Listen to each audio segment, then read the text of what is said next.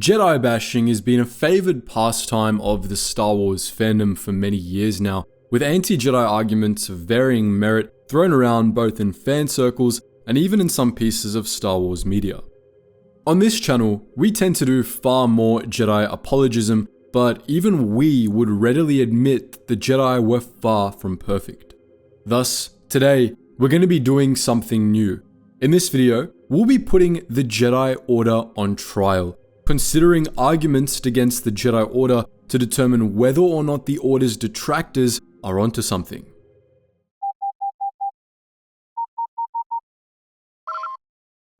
Attention, Sergeant on deck! This video is going to be a little different from what we usually do. As some of you may know, we put out a community post about a month before the writing of this video, soliciting arguments against the Jedi Order from our audience. We got close to 600 comments on that post, together presenting a wide variety of criticisms of the Jedi, and as promised, we'll be featuring some of them in this video. In the interest of time and preventing redundancy, we're not going to address every single comment individually. Instead, we've grouped the various arguments presented into categories. We'll sum up each category of argument in our own words, and for most of them, we'll quote individual comments that we thought made the case well. However, for each section, we'll be crediting everyone who made that argument in their comments, so that hopefully everyone who put effort into their contribution will get acknowledged. The YouTube handles of the participants will be listed on screen at the start of each section, and a list of all participants will be commented below.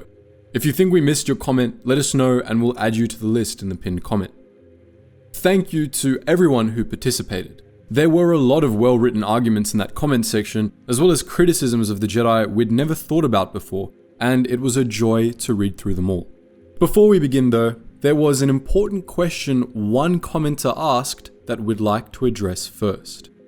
Is this a legal trial or a Q-style worthiness trial? This is the latter.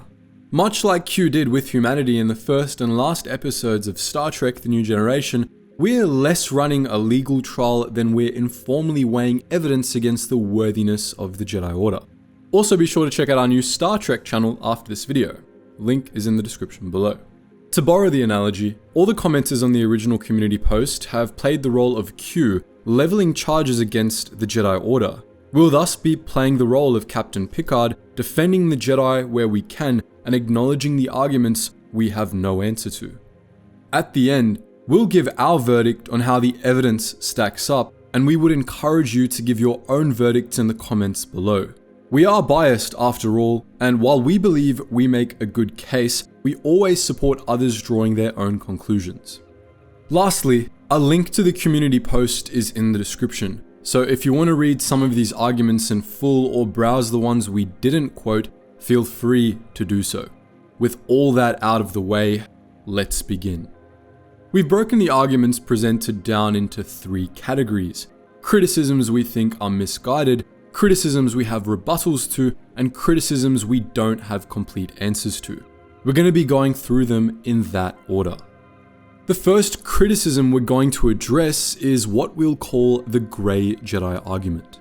There were a few variants of this brought up in the comments, with the most common versions being that the Jedi brought the Force out of balance, or that the Jedi made a mistake by completely forbidding the dark side.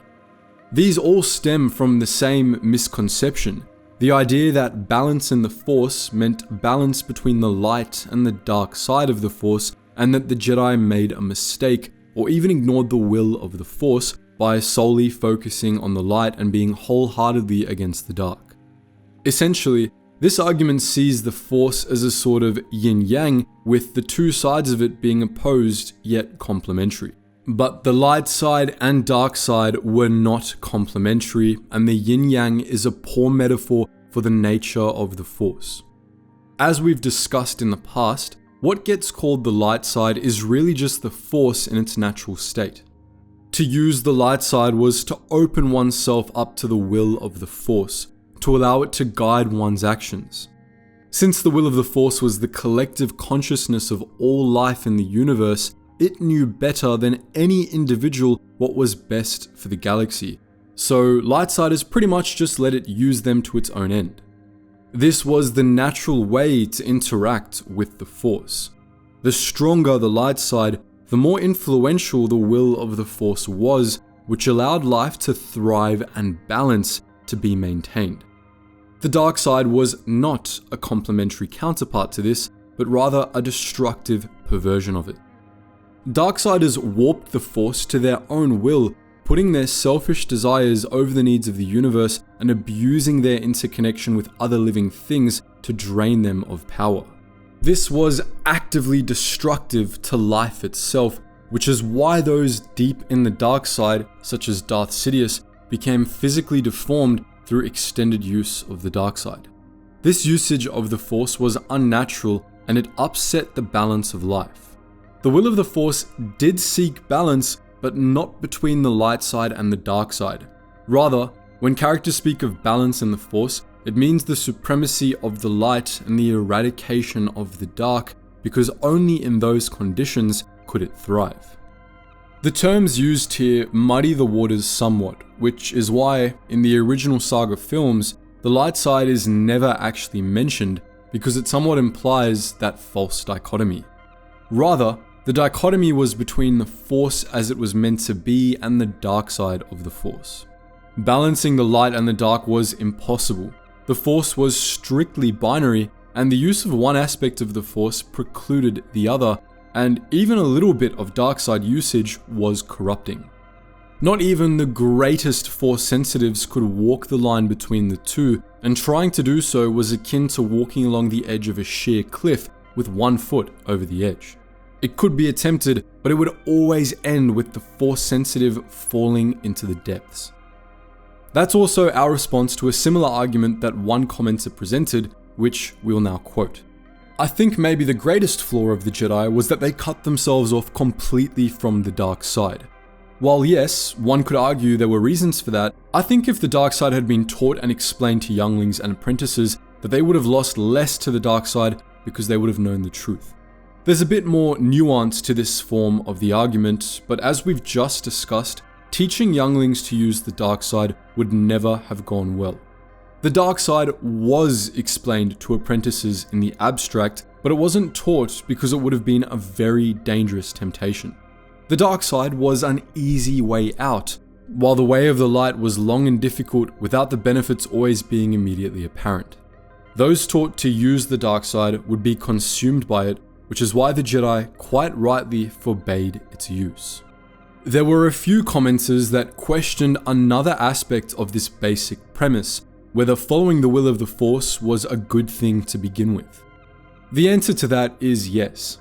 The Force bound all living things, and the will of the Force was a vast collective consciousness that flowed through it all. The Force knew what was best for life in the universe far better than any individual could, and there's no indication that it ever sought anything other than what benefited all life. But that isn't the issue most people making this argument would raise. Rather, their argument is the one Kreia poses in KOTOR 2, that the existence of the will of the Force could be said to deprive beings of free will. But we would disagree there, as would the Jedi. The will of the Force gave beings pushes in the right direction, but the choice was still theirs, as shown by the fact that Darksiders were able to exist at all. The Jedi were not, as one comment suggested, in denial of free will. They believed free will existed and was important, and understood their devotion to carrying out the will of the Force as a choice they made out of their own accord. Some of their beliefs about the concept of destiny can be seen as contrary to free will, as we've discussed in the past, but this was less a deep ideological issue with the Jedi than it was a misreading of specific situations. In summary, the Jedi approach to the Force, at least in the broad strokes, was correct. We've done a bunch of videos on this topic in the past, so if you're interested in learning more about this particular topic, we suggest you check those out. Moving on, our next argument is that the Jedi failed to stop Sidious, and that they were defeated so easily was a product of their corruption as an order. Now, it's inarguable that the Jedi failed to defeat Sidious and that the flaws of individual Jedi contributed to this, but this argument is a bit more specific, and it's exemplified by this comment. A singular Sith was able to infiltrate the Senate on the Jedi's main planet and eradicate them. They were too used to being the big dogs, and thus were defeated when a small army attacked their home base, a place with the highest concentration of Jedi. Essentially, this argument boils down to the Jedi should have been able to stop Sidious, and that they weren't was due to arrogance, poor decision making, or something in that vein. However, the situation was a bit more complex than that. Decades before Darth Sidious was even in the picture, the Sith had begun to pour darkness into the Force, clouding the vision of the Jedi. There was nothing that the Jedi could really do about this, and it prevented them from foreseeing what was to come. As we'll discuss later, it even prevented them from making decisions in the way they normally would. This told the Jedi that the dark side was growing strong again, but it told them nothing about the nature of the threat, and it prevented them from probing the Force for answers. The Jedi were blinded, incapable of foreseeing what was to come. Some Jedi suspected that this was the work of the Sith, while others weren't so sure. There were other dark side threats than the Sith after all, and the Jedi had every reason to believe that the Sith were extinct. They knew that only Darth Bane had survived the 7th Battle of Ruusan a millennium earlier, and a team of Jedi reported that they had killed Darth Bane on Ambria a decade later, where they found no sign of an apprentice. The Sith had successfully escaped attention, and by the time they resurfaced, it was already too late. Darth Sidious's plan was brilliant in that it offered the Jedi no way out. By the time the Jedi could reasonably be expected to know Sidious existed, they had already lost, and all the choices they were presented with after the Battle of Naboo would have played into Sidious's hands one way or another. That isn't to say that the Jedi didn't make mistakes in their fight against Sidious. Quite the contrary. In the Revenge of the Sith novelization, Yoda himself realizes otherwise. Finally, Yoda saw the truth. This truth. That he, the Avatar of Light, Supreme Master of the Jedi Order, the fiercest, most implacable, most devastatingly powerful foe the darkness had ever known, just didn't have it. He'd never had it. He had lost before he started. He had lost before he was born. The Sith had changed. The Sith had grown, had adapted, had invested 1,000 years intensive study into every aspect of not only the Force, but Jedi law itself, in preparation for exactly this day. The Sith had remade themselves.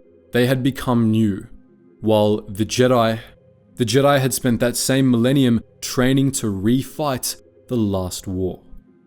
But while it was certainly a tactical error on the part of the Jedi to hyper-focus on the idea of a repeat of the new Sith Wars, which was what led them to fight in the Clone Wars, that failure didn't really matter in the end.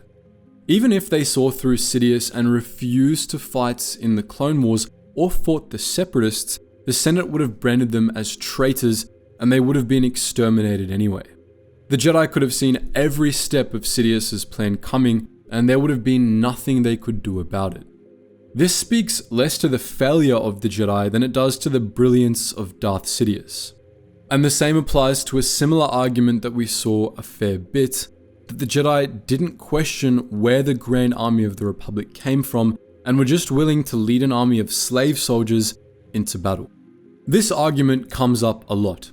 After all, the Jedi only discovered the clone army through a convoluted murder investigation, and though the army was supposedly commissioned by a Jedi, it was cloned from a bounty hunter with ties to Count Dooku, who claimed to have been hired for the job by a man none of the Jedi had ever heard of. And all that's not even to mention the dubious morality of the situation. The clones were, after all, slaves of the Republic, and in the Clone Wars, they were used for conquest. We're going to talk about the morality of the Jedi's involvement in the Clone Wars later, but as for the use of the clone army in particular, they didn't really have any choice in the matter. After the army was adopted by the Republic, Palpatine passed an executive order conscripting the Jedi into the war effort as generals. And if they refused, they would have been branded as traitors and hunted down. There was nothing the Jedi could do about the situation, no matter how suspicious it was, and the Jedi did have their suspicions. The The Clone Wars shows us that they even learned that Tyrannus was Count Dooku, meaning that Dooku had been responsible for commissioning the army. The Jedi were suspicious from the beginning and knew that there was something wrong with the army, but by the time they learned that the Sith were definitely involved, they had no choice but to keep going.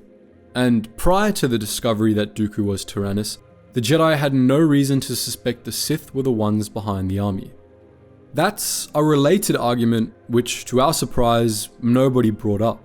This argument claims that the Jedi must have been incredibly stupid to have not realized that Dooku and the Sith were involved with the clone army, either due to Jango Fett working for Dooku at Geonosis, or because the general weird circumstances surrounding the army.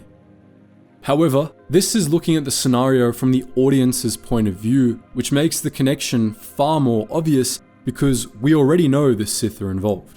From the Jedi's perspective, there was never any reason to suspect the Sith were behind the army until that one Clone Wars episode.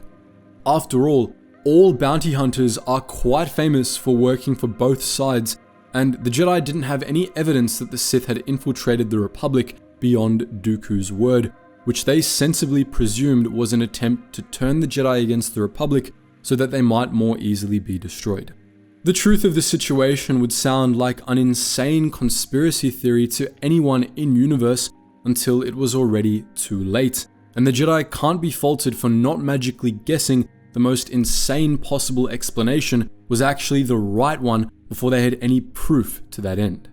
All told, while it might seem like their defeat at Sidious's hands was incredibly preventable from an audience perspective, there was really nothing they could do.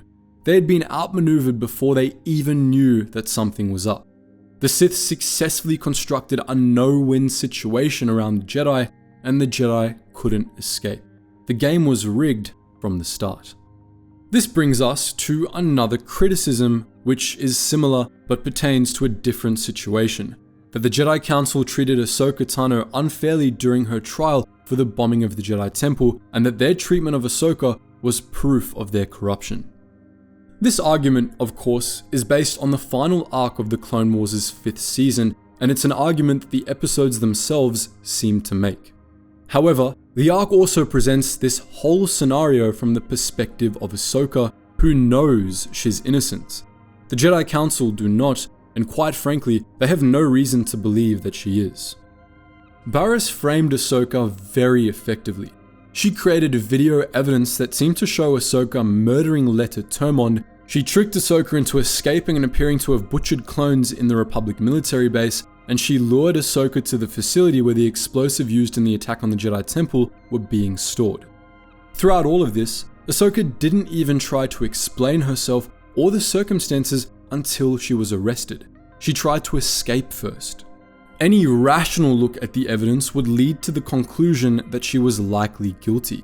And the Jedi Council didn't even rule that she was guilty. They just agreed to expel her from the Order so that the Republic could extradite her and put her on trial, since she seemingly killed Republic military personnel. While the Council had pressure to accede to these demands due to its relationship with the Republic, which we'll discuss later, it wasn't an unreasonable thing to do. The Jedi had suspicions about the case, but nothing concrete, and the evidence against Ahsoka was overwhelming enough that it would have been ethically dubious not to extradite her so that she could be tried in accordance with galactic law. It wasn't a Jedi internal affair, as clones had been killed, so the Jedi were right not to treat it as one.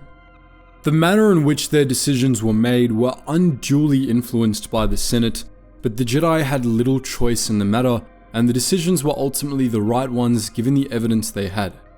The only thing that can really be said against the Jedi here is that they didn't investigate the case thoroughly enough. But this was something beyond their control, as Tarkin had been able to limit their authority to investigate and manage the case. The Jedi had been backed into a wall on that front. The only real argument ever presented against extraditing Ahsoka in this arc amounts to, I know her and she would never be capable of such a thing. We shouldn't have to explain why this is a terrible justification for making decisions in a murder investigation, which is why Anakin was the only one who really stuck with it all the way through the arc. That he was ultimately right doesn't show that his reasoning was right.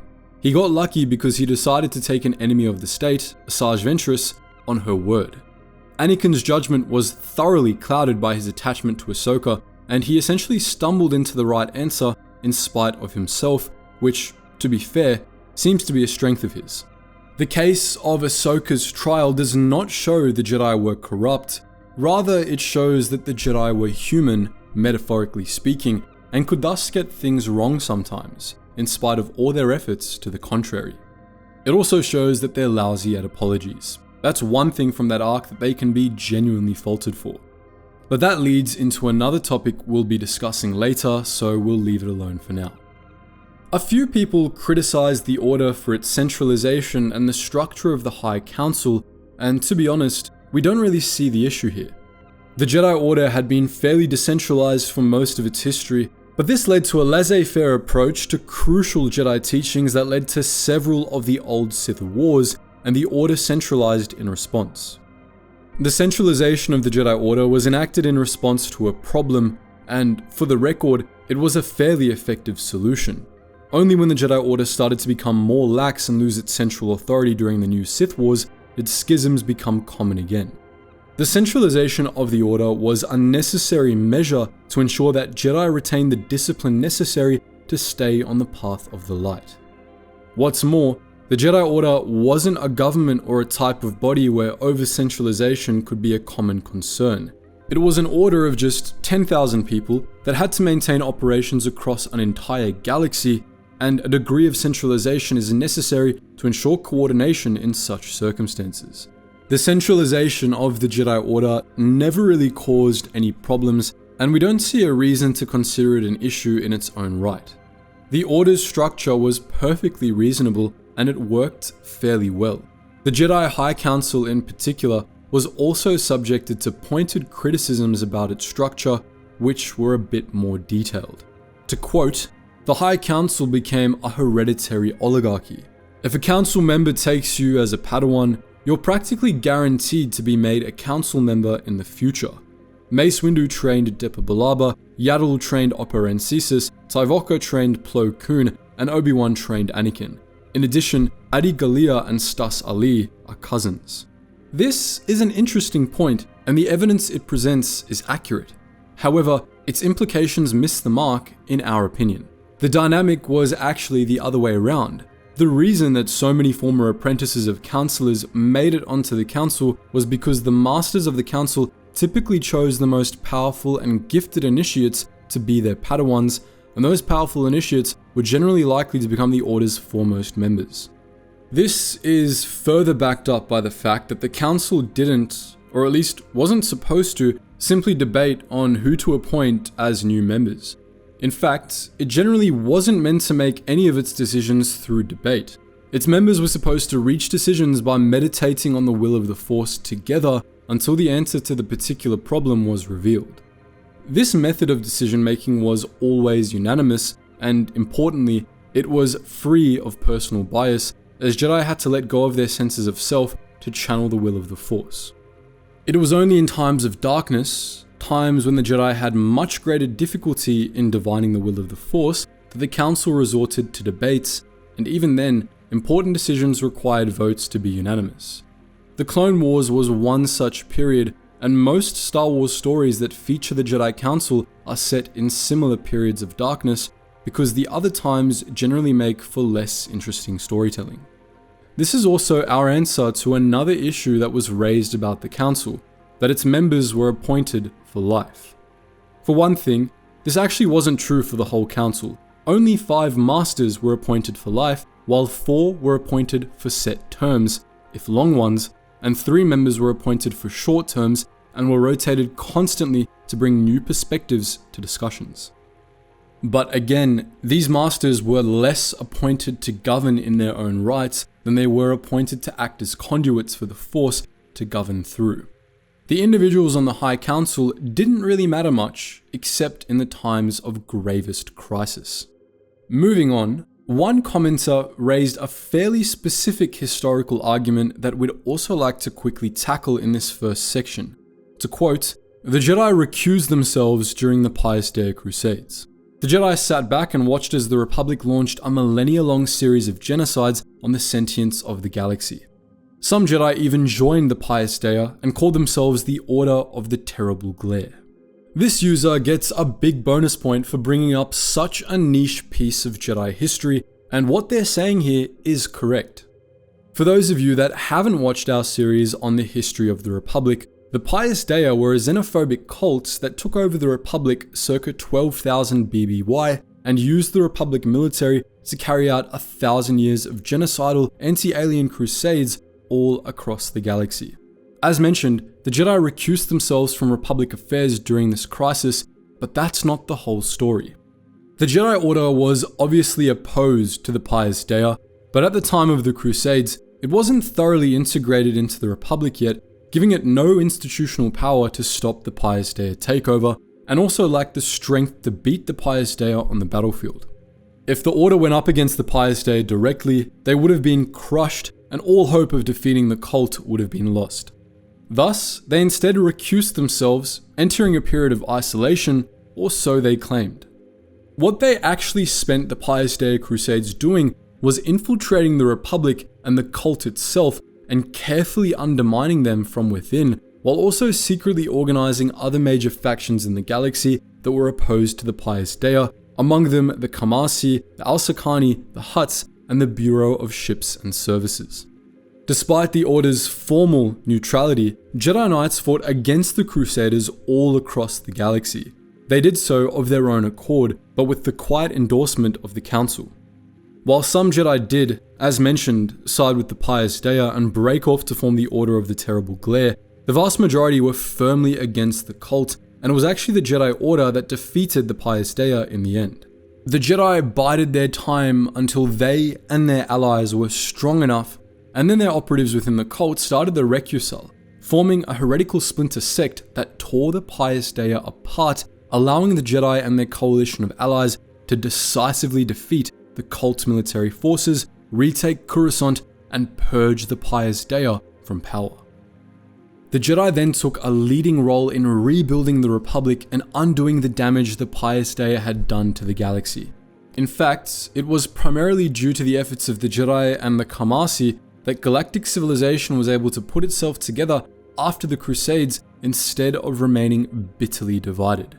In short, while the Jedi did recuse itself, it was part of a greater plan that ultimately stopped the Crusades entirely, and no other faction in the galaxy did more to fight back against the Pius Dea over the course of their 1,000-year reign of terror. Big points for the obscure lore reference, but we think this example, when placed in context, is more of an example of why the Jedi Order was so important than it is a knock against them. Now for a quick lightning round, which will cover a variety of arguments that all, for one reason or another, criticize the Jedi Order's approach to the Sith and the dark side, the first of which is as follows. While this might be a controversial opinion, the Jedi assumed that, for the duration of their reign, all Sith needed to be destroyed. Again, if you're not with us, you're against us. Yes, a lot of Sith did terrible things and were motivated by only their own self-interest and hatred, but plenty of Sith were just misguided Jedi youth, brainwashed acolytes, and in the case of a rare few, genuinely good people who used the dark side not only for their own benefit, but the benefit of the galaxy. Not every villain is created equal. For every Emperor Palpatine, there is a Darth Vader. For every Darth Bane, there is a Darth Vectivus, and for every Darth Nihilus, there is a Darth Revan. Put simply, the Jedi assumed that all Sith needed to be destroyed because all Sith absolutely needed to be destroyed. As we discussed earlier, all use of the dark side was not only unnatural, but directly antithetical to life itself, and the Sith took that to an extreme. They valued no one but themselves and saw all other living beings as threats to be crushed. This was a fundamental part of being a Sith, something inherent in their teachings. Sith techniques were rooted in draining life and power from others, and the Sith regularly achieved power through wars of aggression, massacres, and even outright genocides. This wasn't just a trend, but a fundamental feature of Sith ideology. All Sith were responsible for at least one cold-blooded murder as part of their initiation ritual, and to be a Sith, one couldn't live for any purpose other than the consolidation of power and the destruction of one's enemies. There was nothing but evil in Sith ideology. This commenter is correct in that many Sith started as misguided or brainwashed youth, but they never stayed that way And while the Jedi did try to redeem those Sith who weren't as far gone as the rest, there was no coexistence with those Sith who refused redemption. Hell, Sith ideology denied coexistence was even a real thing. And there was not a single good Darksider. Never mind a good Sith in the history of the galaxy. Vader was as evil as they come for as long as he went by that name, and only redeemed himself by rejecting the dark side and the Sith at the very end. Darth Revan's choosing of the dark side for the greater good was misguided and led to horrific atrocities, something he himself recognized after he returned to the light. And the only version of the story of Darth Vectivus we have was told by Lumiere, a notorious liar who attempted to use the idea of a noble Sith to sway Jacen Solo to the dark side.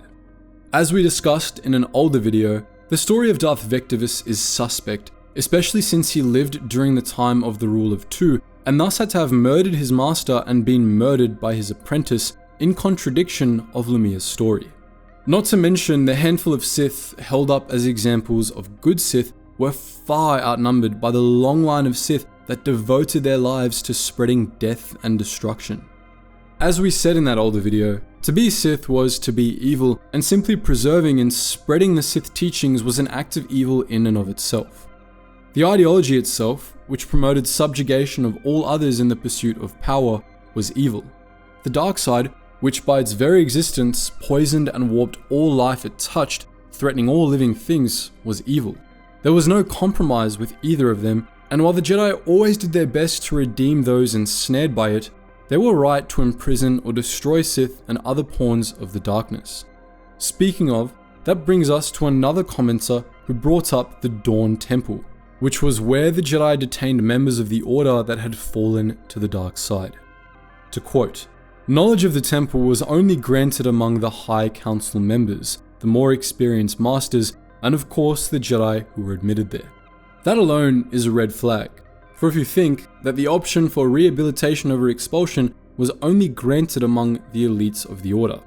The Jedi as a whole already treated Jedi accused of dark side practices harshly with expulsion or even jail time. So keeping a secret that could potentially heal a fallen Jedi is nothing short of a crime. That said, the Dawn Temple was little more than a prison for Jedi who were falling or had fallen to the dark side. A patient would be admitted, and if they were just tapping into the dark side, then they would be subjected to the rehabilitation that they came there for. But if the council decided that they had actively fallen to the dark side, then they would be placed in a stasis chamber, where the Jedi would use machinery and the Force to essentially brainwash them until they turned back to the light. That could potentially be hundreds, if not thousands of years. This commenter also gets big points for knowing the deep lore. This is an accurate summary of the Dawn Temple's purpose and how it functioned. There is one misconception though, which is the idea that only elite Jedi were granted the option of rehabilitation. While the knowledge of the Dawn Temple was only granted to masters, Jedi of all ranks who started to fall were sent there for rehabilitation, not just masters. The temple was only kept secret among lower ranks to prevent knowledge of its location from leaking out, and rehabilitation was offered to any Jedi willing to accept it. However, as we hopefully have made clear by now, it was important for the Jedi to be harsh in dealing with the dark side, and all things considered, the Dawn Temple was as humane an option as you can get. Dark Jedi who were placed in stasis weren't conscious while in stasis, so it's not like their minds were being put in solitary confinement forever. They would simply wake up when their spirits had been healed, if this was even possible. It's not ideal, but it's certainly nicer than execution, which, as our next example adds, was really the only other option for Jedi who had fallen so far. Speaking of the next example, a few commenters brought up how the Jedi treated Ajunta Pal and his followers, who became the first Sith Lords. To quote one such comment, "You could say the Jedi created the Sith. They could have tried to empathize with Ajunta Pal and his followers, guide them through their dark temptations, and help them understand that the dark side only leads to personal suffering. Instead, they banished them, and this led to millennia of conflict and trillions of death." To be clear, the Jedi did actually try to do this. Ajunta and his followers responded by leaving the Order and forming their own splinter sect, and even then, It was only when these Dark Jedi began using the Force to mutate living beings into dark side monsters that the Jedi went to war with them. The ensuing conflict lasted for a full 100 years, and only Pal and 11 others survived. It was only then that the Jedi banished them, and needless to say, after 100 years of war, Pal and the other exiles were not open to redemption. Other commenters, however, blamed the Jedi for creating the Sith for the opposite reasons.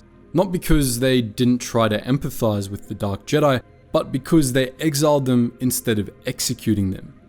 We can sympathize with that argument. In hindsight, not executing the Dark Jedi was a bad tactical decision, and the Jedi of later generations agreed to learn from this mistake. But we disagree with the idea that this makes the Jedi to blame for the creation of the Sith. On the contrary, they gave the founders of the Sith every possible chance to turn back, and ultimately, no one but the Sith themselves are responsible for their actions. They chose to rebuff the Jedi's every attempt to guide them to rehabilitation, and they chose to commit all the atrocities they were responsible for. No one can be blamed for the actions of the Sith but the Sith themselves. That argument applies to another sentiment that came up a few times, that most of the galaxy's wars were conflicts between the Jedi and the Sith, and that the Jedi thus had responsibility for countless deaths and atrocities. It's true that many Sith were once Jedi, and we'll be addressing that argument separately later on, but the Jedi were not to blame for the Sith wars. Rather, they were the ones responsible for stopping them.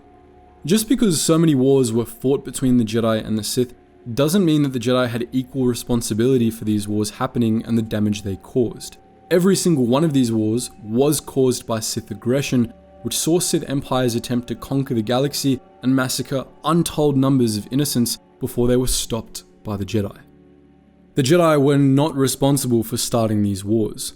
Rather, they were just the ones who stepped in again and again to end the Sith wars. Without the Jedi, the Sith would have just conquered the galaxy and subjected everyone in it to millennia of brutal repression. Far from causing the countless casualties of the Sith wars, the Jedi ensured that those casualties were only a tiny fraction of what they would have been if the Sith had gotten their way. The Sith were the aggressors.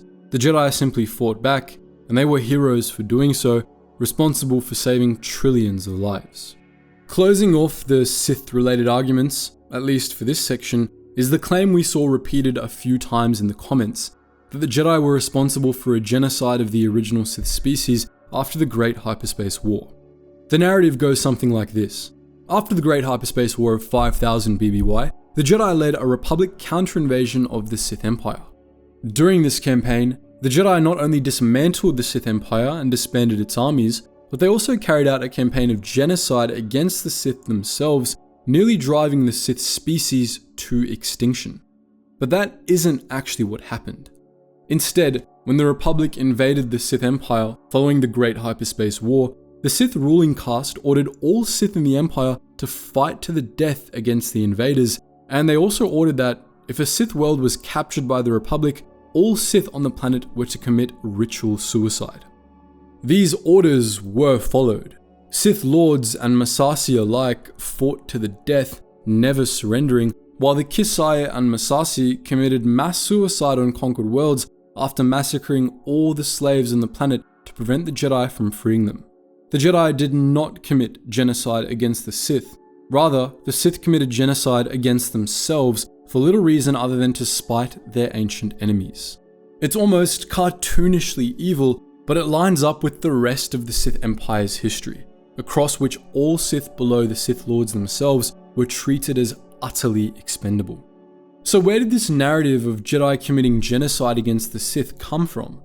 Well, it's actually in-universe Sith propaganda. The narrative was created by Darth Vitiate, the ruler of one of the successor Sith Empires, to radicalize his subjects against the Jedi.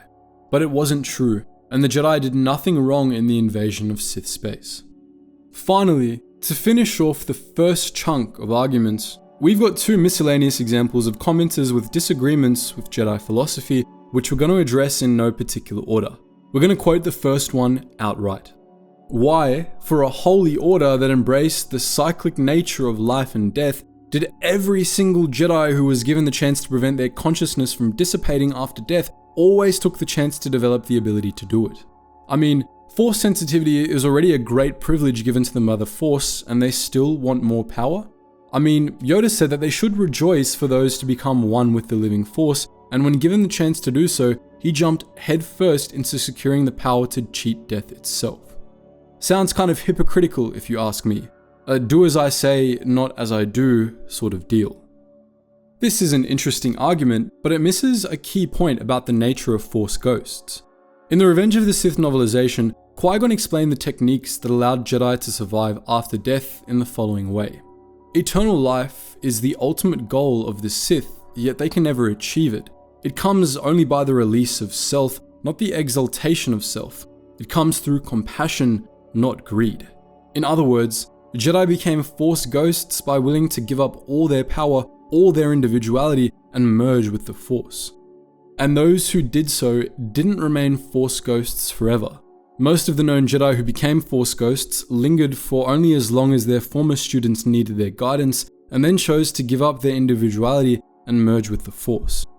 Obi-Wan, for example, did this after giving Luke a few parting words before the start of the Thrawn crisis. In other words, becoming a Force ghost was only achievable as a reward for Jedi not wanting more power. Moving on, we have one last argument to address for this section. To quote, "For negotiators and guardians of peace, the Jedi are rather quick to cut their opponents down if they can't get their will. They use their raw power not just as a means to protect others, but to actively achieve results through violence." This is partly true, and it was very controversial within the Jedi Order. Some Jedi, especially those from the consular school of thought, believe that violence should be an absolute last resort, while Jedi Guardians believe that violence in defense of the innocent or for the destruction of the dark side was always an acceptable option, even when carried out proactively.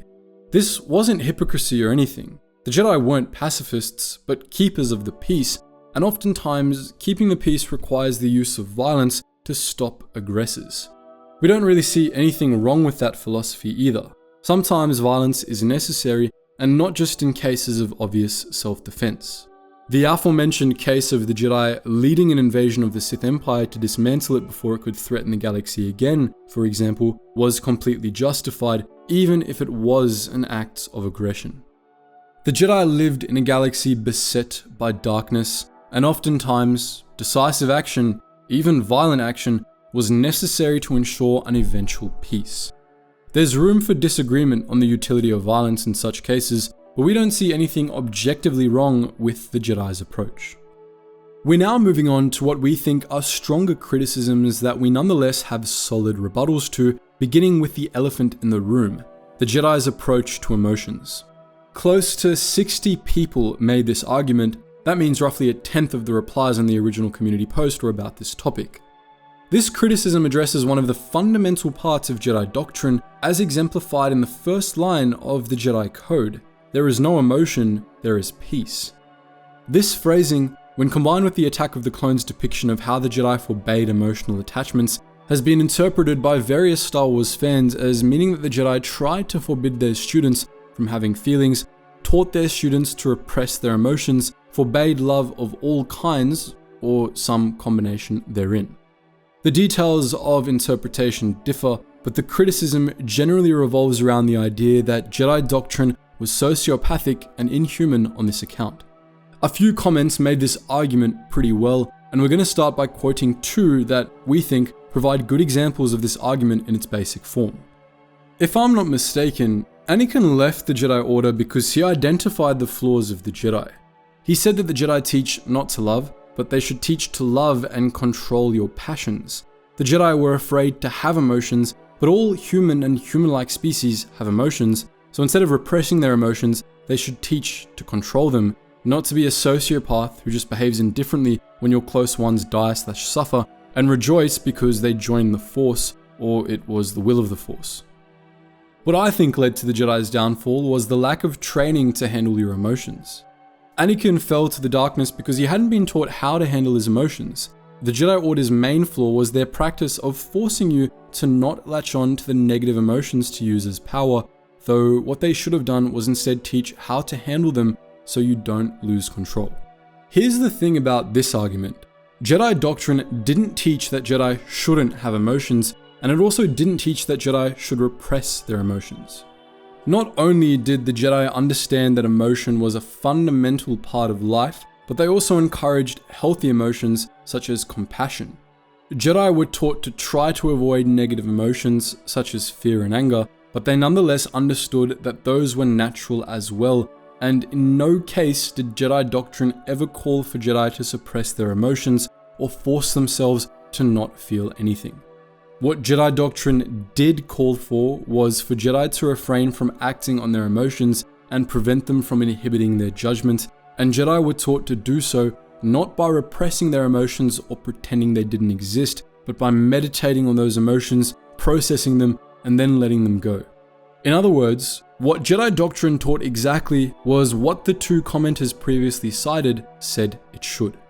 The Jedi understood that emotions were inevitable and valid. It's just that they also understood that emotions can warp perception and inhibit good judgment. If you've ever struggled with serious anxiety, you likely know firsthand that your emotions can lie to you. They inflate problems beyond their true scope, they can push you to make faulty interpretations of others' actions or words, and they can drown out all else, leading to poor decisions. This doesn't mean that emotions are bad, and the Jedi didn't think so either. What it does mean, however, is that it's important not to let your emotions control you or override rational thought, and this was doubly important for Jedi. Recall what we said earlier about the light side and the dark side. To use the Force properly, Jedi had to be able to maintain a sense of inner calm. They had to drain themselves of strong emotion so that they could channel the will of the Force. If they didn't, then those emotions would get in the way, and if they were strong enough, they would lead the Jedi to the dark side. Strong enough emotions could easily push a person to prioritize their selfish desires over the good of the universe. Fortunately for the Jedi, the Force also gave them an easier way to deal with emotions than most of us have access to. One of the favored Jedi methods of overcoming and letting go of strong emotions was meditating on the Force. The Force, when combined with Jedi discipline, could help Jedi achieve calm even when beset with the strongest of emotions.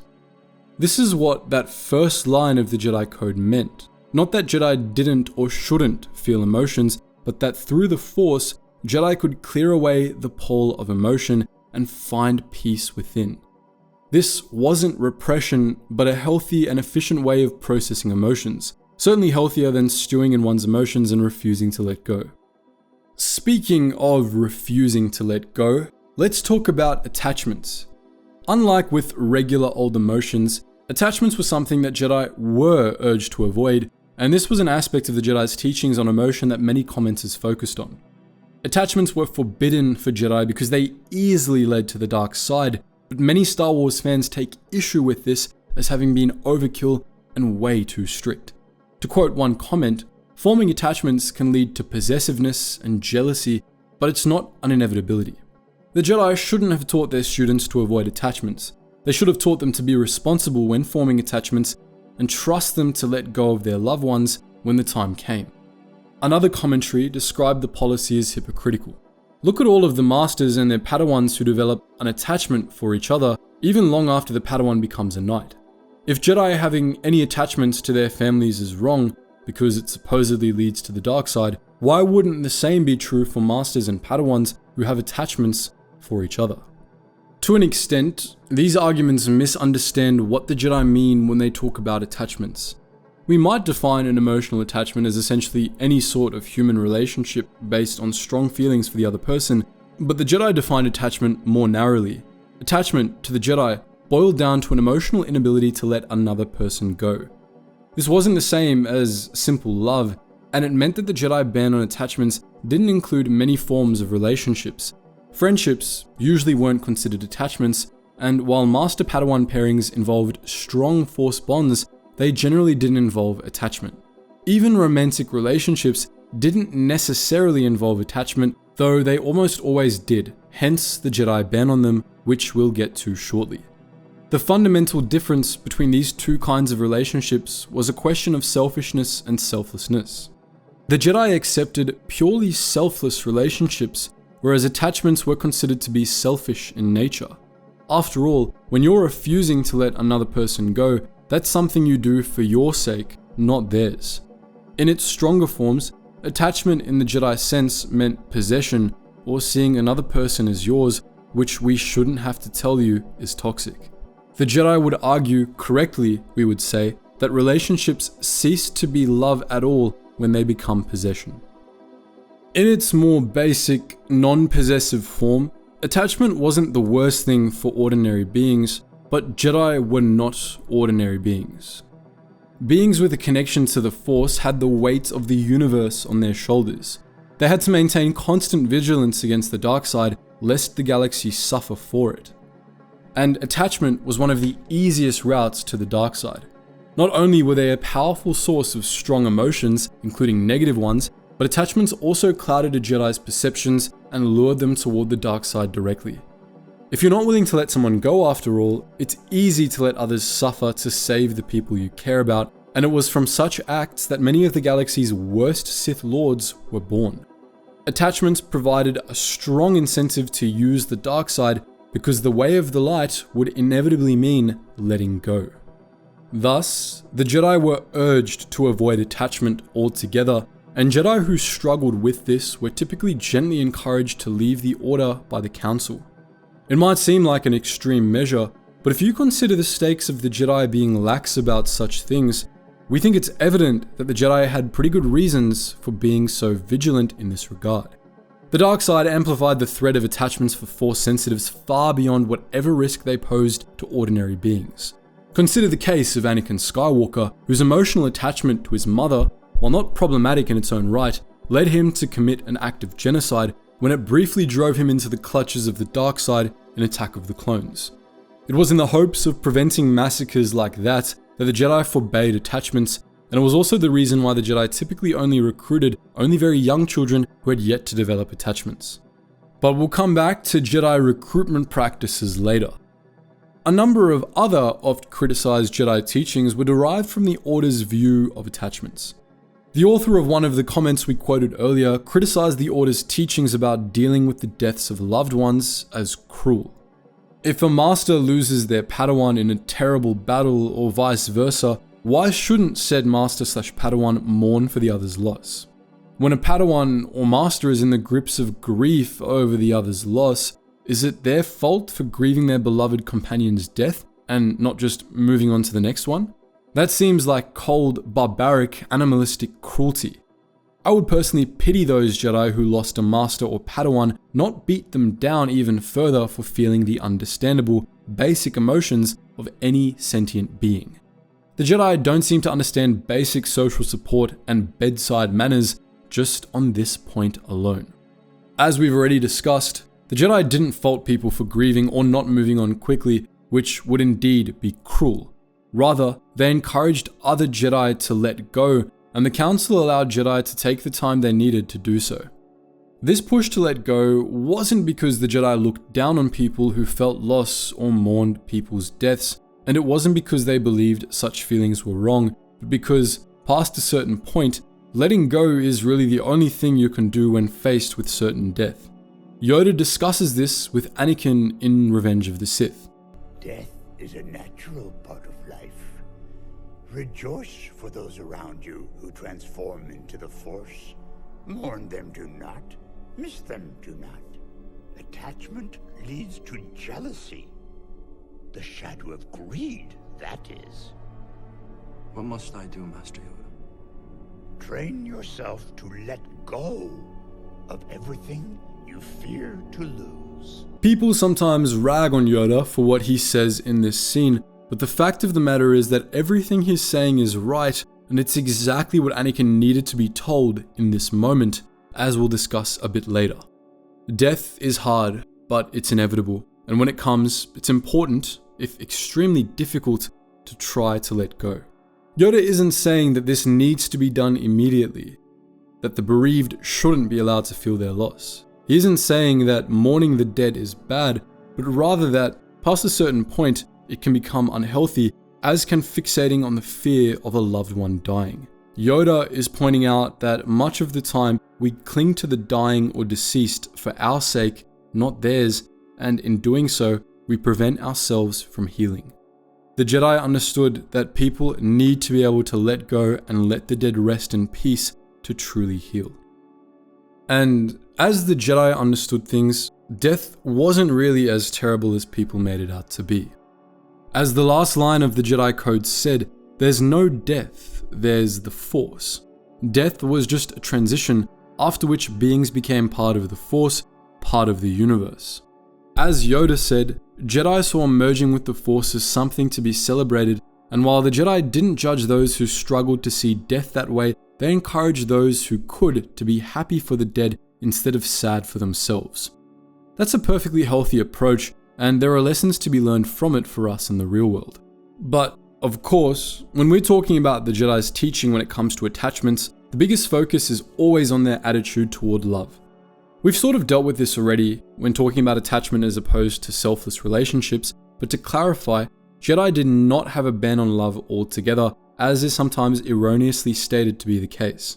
As Anakin said in Attack of the Clones, attachment is forbidden. Possession is forbidden. Compassion, which I would define as unconditional love, is central to a Jedi's life. And so you might say that we are encouraged to love. Now, this scene has sometimes been characterized as Anakin trying to weasel his way out of Jedi doctrine here, but the distinction he's making and his interpretation of it is entirely accurate to Jedi doctrine. Compassion and other such positive emotions were indeed central to a Jedi's life. Such things nurtured life, and through it, the Force, making all beings stronger for it. And compassion, as Anakin says, is unconditional love, something the Jedi not only allowed, but emphasized. Unconditional love was foundational to the light side, and not only did it make it easier to act in accordance with the will of the Force, but it could even be understood as a conscious expression of the will of the Force, which sought the best for all life. Above all, unconditional love made one of the hardest and most important precepts of the Jedi, self-sacrifice, easier. This is the difference between Anakin Skywalker falling to the dark side due to his attachment to Padme and returning to the light due to his love for Luke. Anakin's love for Luke was not an attachment. He had just been trying to kill him after all, so he could hardly be said to have been unwilling to let Luke go. The same can be said of Luke. He was unwilling to kill his father, but certainly not because of any sort of attachment to him.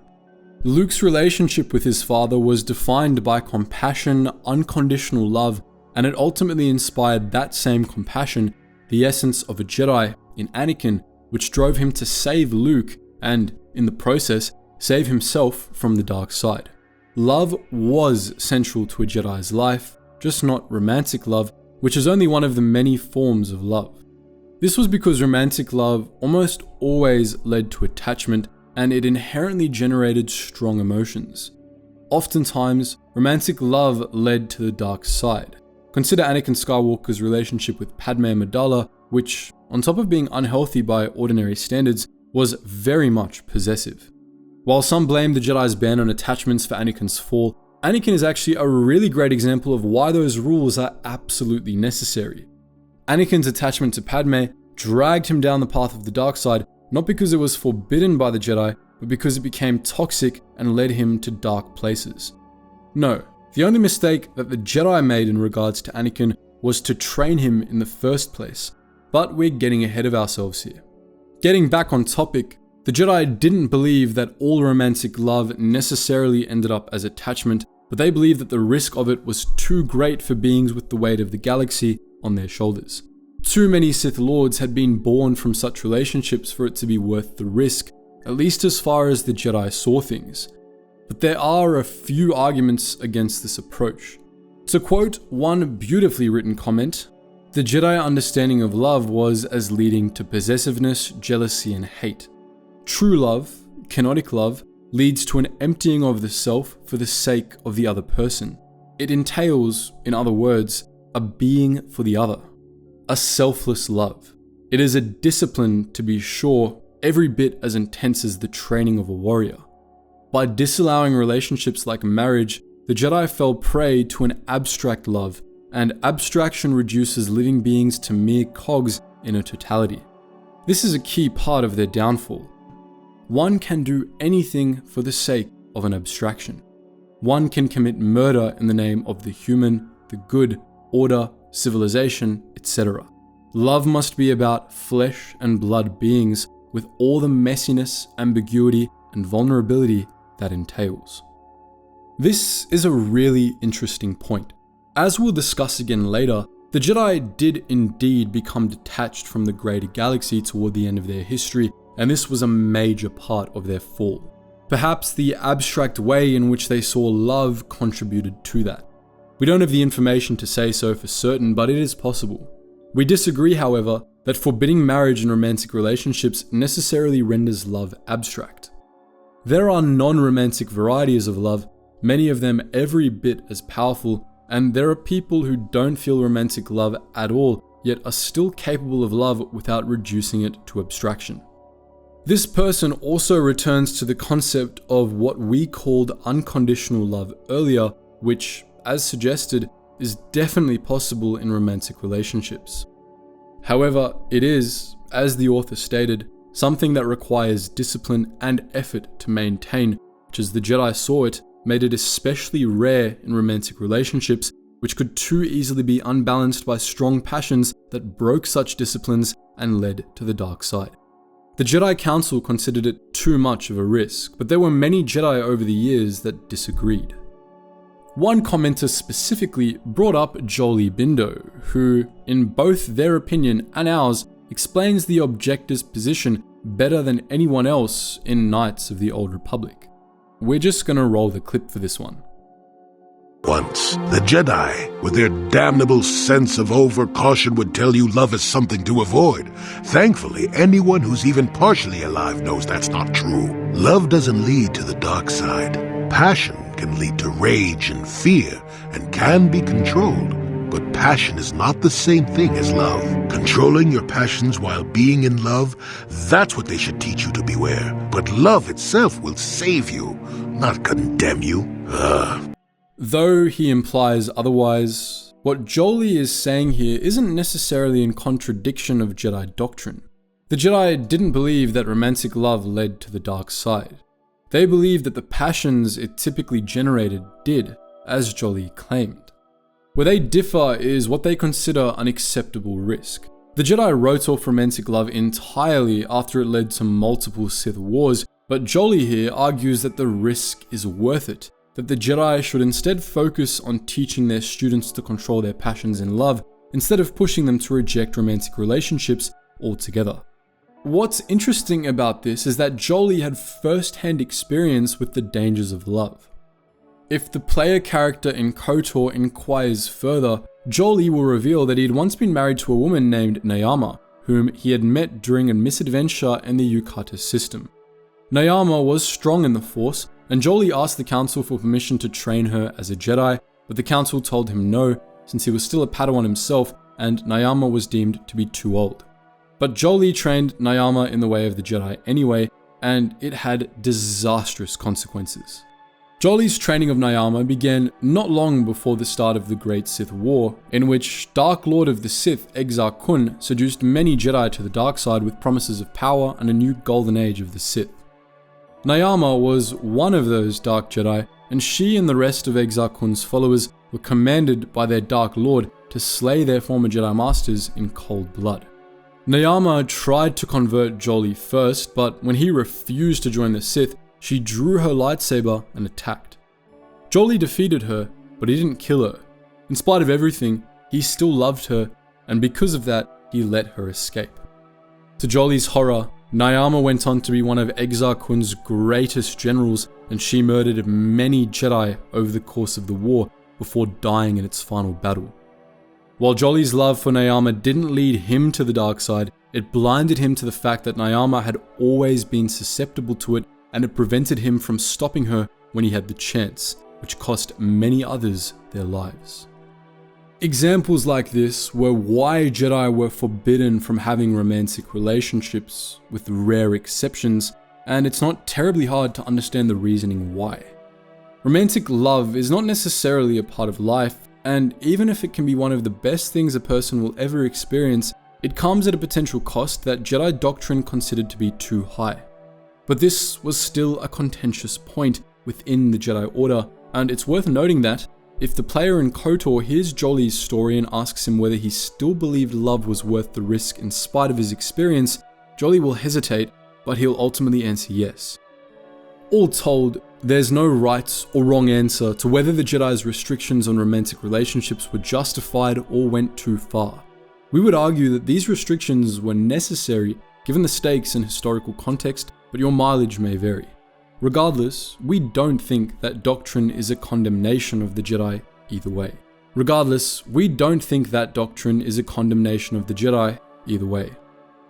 Our next topic is somewhat related to the Jedi teachings about attachment, and it concerns the Jedi Order's much maligned recruitment practices. This was another very popular criticism, and the basic gist of the argument is that the Jedi Order's practice of recruiting only very young children and raising them apart from their families was wrong and suspicious, with a few calling it a cult-like practice. Some commenters go further, accusing the Jedi of stealing babies, which was simply untrue. For the most part, however, the argument is exemplified by comments like the following. The Jedi literally have a register with all possible Force-sensitive children and then take them away from their parents to bring them to the Jedi Temple. Probably, most of the children never had the chance to see their parents ever again. There are two aspects of Jedi recruitment practices that people tend to find objectionable. That Jedi only recruited young children, and that they separated these children from their parents. We're going to start with the first point, which is summed up quite well in the following comment. Why didn't the Jedi give most of their members the right of knowledgeable consent to join the Order willingly when they reached an age and or mental capacity to make that choice on their own? Why did they choose to just get the Force-sensitive child's parents' permission to take said child into the Order instead, without that child's opinion on the matter? It seems similar to an arranged marriage, rather than a consensual marriage made in true love. If the members of your Order are recruited long before they were of the mental capacity to choose on their own to become a member of an order of space wizards that protect all life and defend justice in the whole galaxy, and possibly lose their lives over it, why the heck would anyone want to send their kids to spend their entire lives in an order that indoctrinates them like that? You're basically just making an army of super powerful, near godlike, organic droids with no sense of self-determination or independent free will. In other words, slaves, to protect the galaxy from its many evils. But isn't all of that evil in itself? To answer the first question, the reason why the Jedi only recruited young children was to mitigate the threat of the dark side, and make no mistake, this was a completely necessary measure. To understand why though, we need to zoom out a bit and consider the history of the Order. Much as they didn't always forbid romantic relationships, the Jedi didn't always recruit only children. They had always preferred to recruit beings as young as possible for the simple reason that the young are better at learning new things than the old. But for most of the Order's history, many Jedi recruits were young adults, just as many of them were allowed to have families. Those doctrines changed for the same reasons, because during the Sith Wars, attachment led many Jedi to the dark side, fueling massive wars that tore the galaxy apart and killed massive numbers of innocents. Following the Great Sith War, it was determined, and correctly so, that the Order's laissez-faire approach to several aspects of their doctrine were a major vulnerability that risked their students falling to the dark side.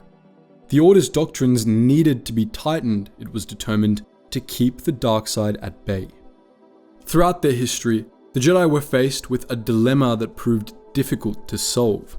The Jedi Order needed to maintain a constant vigil against the dark side to preserve the balance of the Force and protect the galaxy, and to do that, the Jedi needed to be constantly recruiting in substantial numbers. Unlike for Darksiders, numbers were a source of strength for Lightsiders, and so the Jedi needed to consistently number in the thousands at least to have a chance of crushing the dark side whenever it sprang up, which was non-negotiable. At the same time, Jedi were vulnerable to falling to the dark side themselves, and when they did, it always proved disastrous, as fallen Jedi were not only in the grip of the dark side, but were educated in Jedi techniques. As the old saying went, the Jedi who fall are the most dangerous of all. And the more Jedi there were in the galaxy, the greater the risk that one or more of them would fall to the dark side. Because of this, the Jedi had to go to extreme lengths to reduce the risk of Jedi falling to the dark side, and as we discussed in the last section, the biggest way they were able to do this was by discouraging attachments and relationships that led to them. Romantic relationships were the most well-known example of this, but there were other non-romantic kinds of attachment as well, and some of the most dangerous were those that had formed before Jedi initiates had joined the Order. This, to an extent, was something the Jedi had always been aware of. It was fairly common knowledge that children were easier to train as Jedi than adults because, typically, they would have less to unlearn before they could learn to use the Force. When adults were recruited into the Order, they often came with deep-rooted preconceptions or hang-ups that would be an obstacle in their training. Those preconceptions alone could lead them to the dark side, especially if they involved ideological constructions of power or bigotries that were conducive to Sith ideology. But adult recruits tended to also come to the Order with strong emotional attachments to their families or other beings, which, like any attachments, could easily lead to the dark side. Over the years, these attachments and preconceptions led to the fall of many Jedi and the rise of some of history's worst Sith Lords. It was emotional attachment, after all, that led to the fall of Ulic Qel-Droma. It was bigotry and preconceived notions of power that shaped Exar Kun into one of history's most brutal Dark Lords of the Sith. It was preconceived notions of status and pride that caused the fall of Freedon Nat. All of these Sith Lords had started their Jedi training later in life, and they were far from the only ones of their kind. Thus, the Jedi eventually decided to stop recruiting adults altogether. Rather, they would recruit only children who were too young to have developed any lasting attachments or preconceived notions at all and raise them in a sterile environment, the Jedi Temple, where they would receive positive reinforcement and guidance by Jedi Masters. This significantly reduced the rate at which Jedi fell to the dark side, which likely saved untold billions of lives over the galaxy. Doing this was unambiguously the right move. Force sensitives, after all, only really had two paths in life. If awakened by the Force, they could live as stoic warrior monks, or they could become dark side fueled monsters, and there were no other options. Even those children that the Jedi chose not to recruit and open to the Force came with the risk of being open to the Force on their own. Untrained Force sensitives were, in a sense, a potential threat to the people around them, and the Jedi did an additional service to the galaxy by recruiting them and thus mitigating that threat. If anything, it was the nature of Force sensitivity that was messed up, and the Jedi found the best possible solution to it. So, to answer the question this commenter posed, the reason the Jedi didn't wait until potential recruits were old enough to make an informed decision to join the Order is because, by that point, they would also be old enough to have developed dangerous attachments and preconceptions that made them susceptible to the dark side. It wasn't a matter of free will or indoctrination, but a matter of necessity intended to keep the dark side at bay, and it worked for that purpose. The practice might seem sketchy in a vacuum, but in the context of the Star Wars universe, it was both completely justified and necessary, and it certainly wasn't evil. With all that in mind, it should also be clear why it was necessary for Jedi recruits to be separated from their families. Again, it was to prevent attachment, which was a necessary measure. As we've already discussed, it was essential for Jedi recruits to be brought up in a sterile environment to prevent the influence of the dark side from creeping in. Even if that wasn't the case, Jedi recruits would have been separated from their families anyway. Being a Jedi wasn't some school program you could come home from on the weekends. It was a whole way of life that left no real time for family. Practically speaking, being a Jedi meant separation from one's family, and it was generally better both for the Jedi and for their family if the separation was complete and immediate.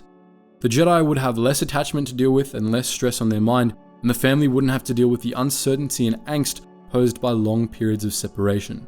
It was better to rip the bandage off at the start, in a sense. Once Jedi were older, they actually weren't forbidden from making contact with their family, contrary to popular belief. They were old enough to be able to make such decisions on their own, so the choice was theirs. However, such contact was generally discouraged, as it almost always did more harm than good, and since the vast majority of Jedi never knew their families, they never really had a reason to make contact other than idle curiosity anyway. More commonly, the Jedi's family would attempt to contact them, though even this was rare. Many Jedi had no idea who their families were, and most of them didn't care. It typically wasn't kept a secret, though there were instances where it probably should have been. The young Jedi Dooku's knowledge that he was the heir to a family of wealthy aristocrats, for example, was the source of tremendous pride and a signature sense of superiority that eventually led him to the dark side. As we mentioned though, contact between the Jedi and their families was discouraged, and with good reason. It often caused strong emotions that could lead a Jedi down the path of the dark side, as shown in the case of Xanatos, Qui-Gon Jinn's first Padawan. Xanatos' father was Cryon, the governor of Telos IV, and he was reunited with his son when Xanatos and Qui-Gon were sent on a mission to Telos to oversee negotiations between the Telosian government and the neighboring planet Toprawa. However, Qui-Gon discovered that the negotiations were a ruse orchestrated by Governor Cryon, meant to give him justification for wars of conquest against several of Telos' neighbors, which themselves were meant to give him a justification to crush protests against his government back home. Cryon was corrupt and planned to orchestrate the slaughter of countless innocents, and he needed to be stopped.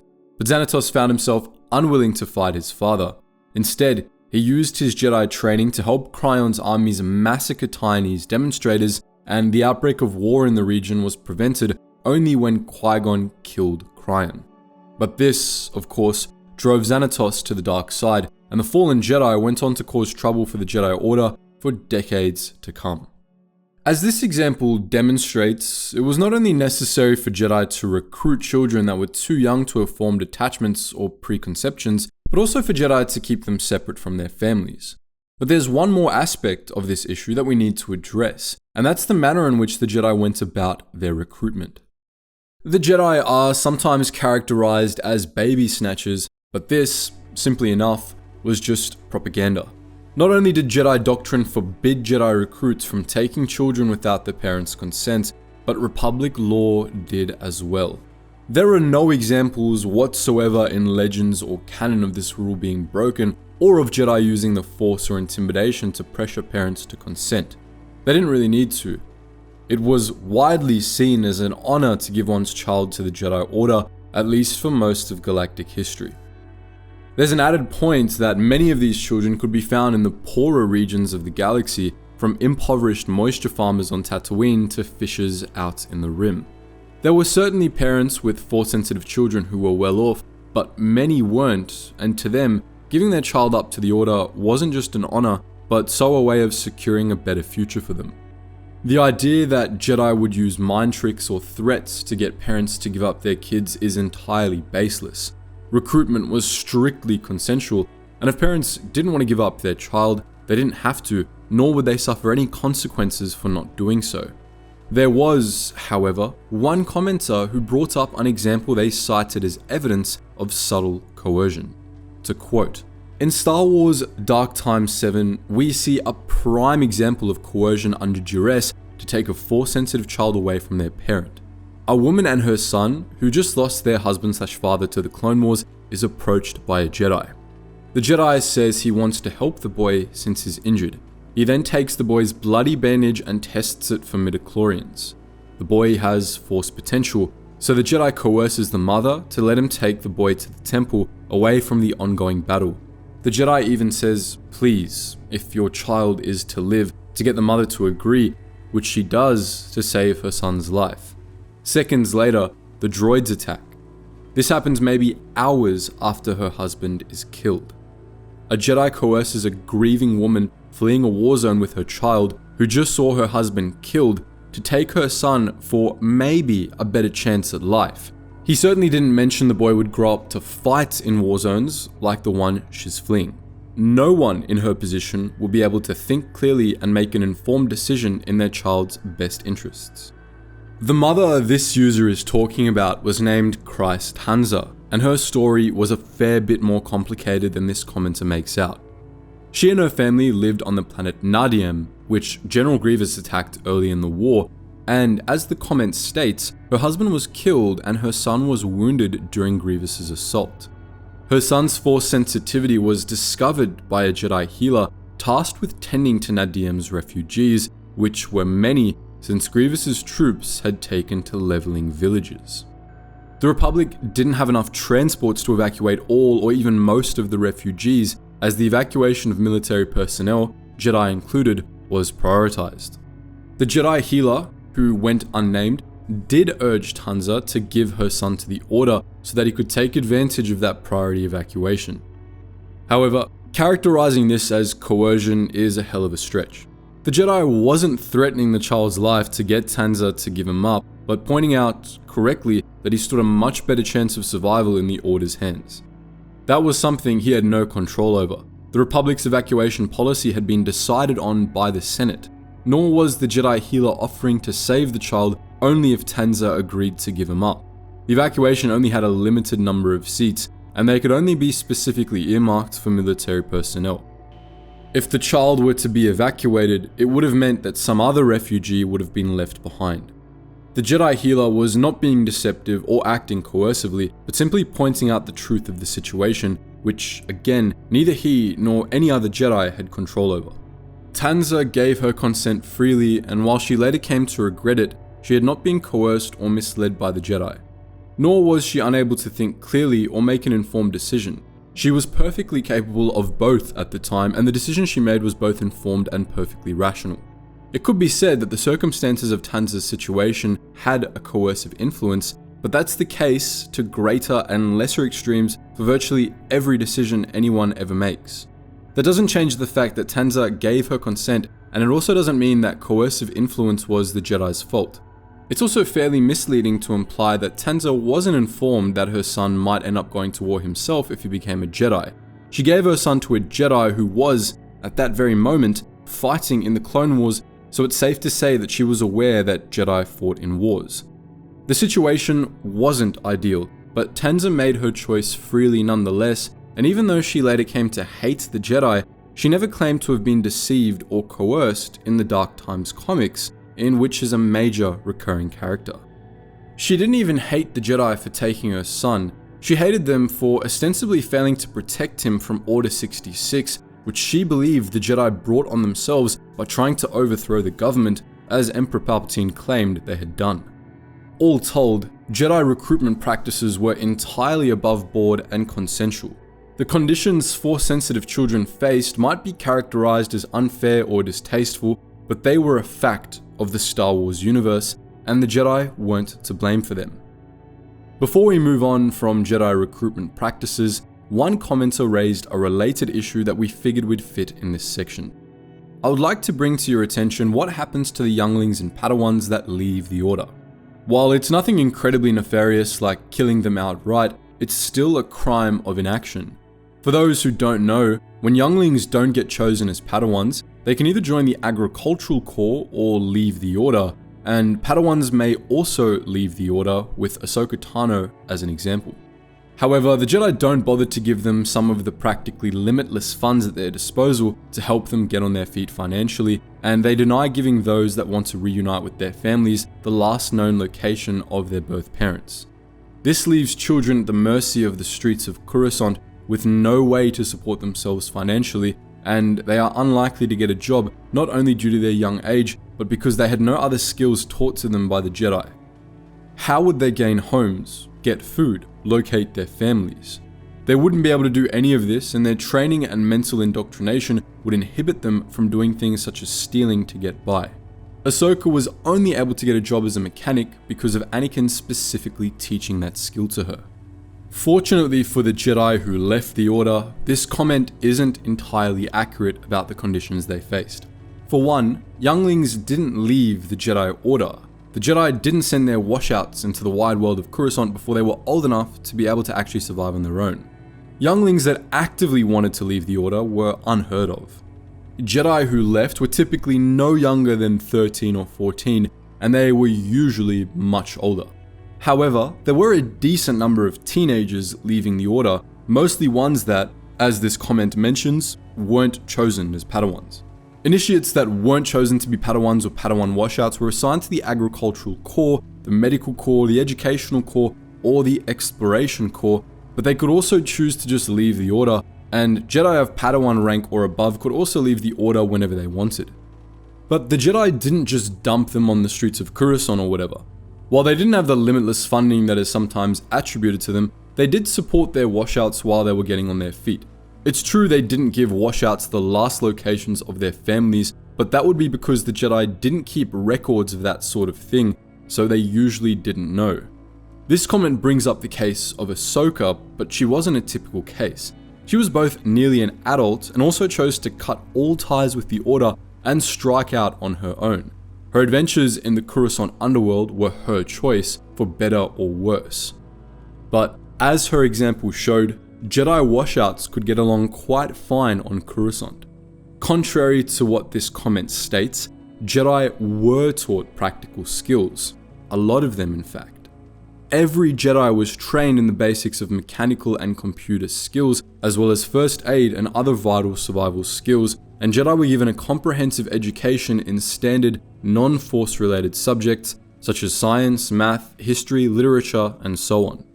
Your average Jedi teenager had more practical skills than your average upper-class Coruscanti adult, and that's without even mentioning the Force, which even initiates were fairly adept with, giving them improved intuition, greater awareness of their surroundings, greater skill in connecting with and persuading other sentient beings, and foresight. Even Jedi washouts had a ton of applicable skills, and those with even a moderate connection to the Force could thrive, even on Coruscant, more or less on their own. After all, as Jedi Master Micah Giet once observed, someone skilled in the Force could make a very comfortable living as a gambler. Who needs to steal to survive when you can sense what the winning lottery numbers will be through the Force? That just about wraps it up for Jedi recruitment practices. As we've said before, while they would be sketchy in the real world, they make sense and are entirely justified within the context of the Star Wars universe. Those last two sections were quite long, so we're going to deal with a simpler topic next. This next criticism of the Jedi was honestly brought up a lot less than we expected it to be, given that it's another of the criticisms that you see a lot online. That the Jedi supposedly tolerated slavery in the galaxy, or at least didn't do enough to stop it. This criticism is often reinforced by something Count Dooku was quoted as saying in the novel Yoda: Dark Rendezvous. Yoda no longer sees all the little cumulative evils that the Republic tolerates and fosters, from slavery to endless wars, and he never asks, why are we not acting to stop this? Live alongside corruption for too long, and you no longer notice the stench. The Jedi cannot help the slaves of Tatooine, but they can help the slave masters. The thing is, what Dooku's saying here isn't entirely true. We'll talk about the Order's relationship with the Republic, but the Jedi did not ignore the issue of slavery, and they certainly never helped the slave masters. In large part because of the Jedi, slavery was practically non-existent within the Republic. Where it did exist, it was underground, and the Jedi destroyed such slaving rings whenever they cropped up. And outside the borders of the Republic, the Jedi were constantly on the hunt for slaving organizations, which they battled uncompromisingly whenever they encountered them. The only exception, the only slavers that the Jedi couldn't really do anything about, were the Hutts and the Senex Juvex sectors. Apart from the Hutts, the Jedi waged war on slavery on a galactic scale as their Order's resources allowed. As detailed in Star Wars: The Clone Wars, they destroyed the Zygerian slave empire centuries before the Clone Wars, and even at the height of the Clone Wars, the Jedi occasionally took time away from the front to put down slavers in the Outer Rim, as shown in Star Wars: Republic.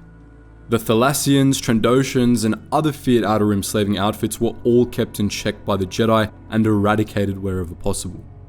Earlier in their history, the Jedi had fought millennia of frontier wars against Hutt-backed slavers, and as we mentioned earlier, they also brought down the slave-taking Pius Dea cult and Sith empires. Over the course of their history, the Jedi Order freed trillions of slaves. There was no one else that had done more against slavery than they had, and they could scarcely have done more. But the Jedi couldn't save everyone.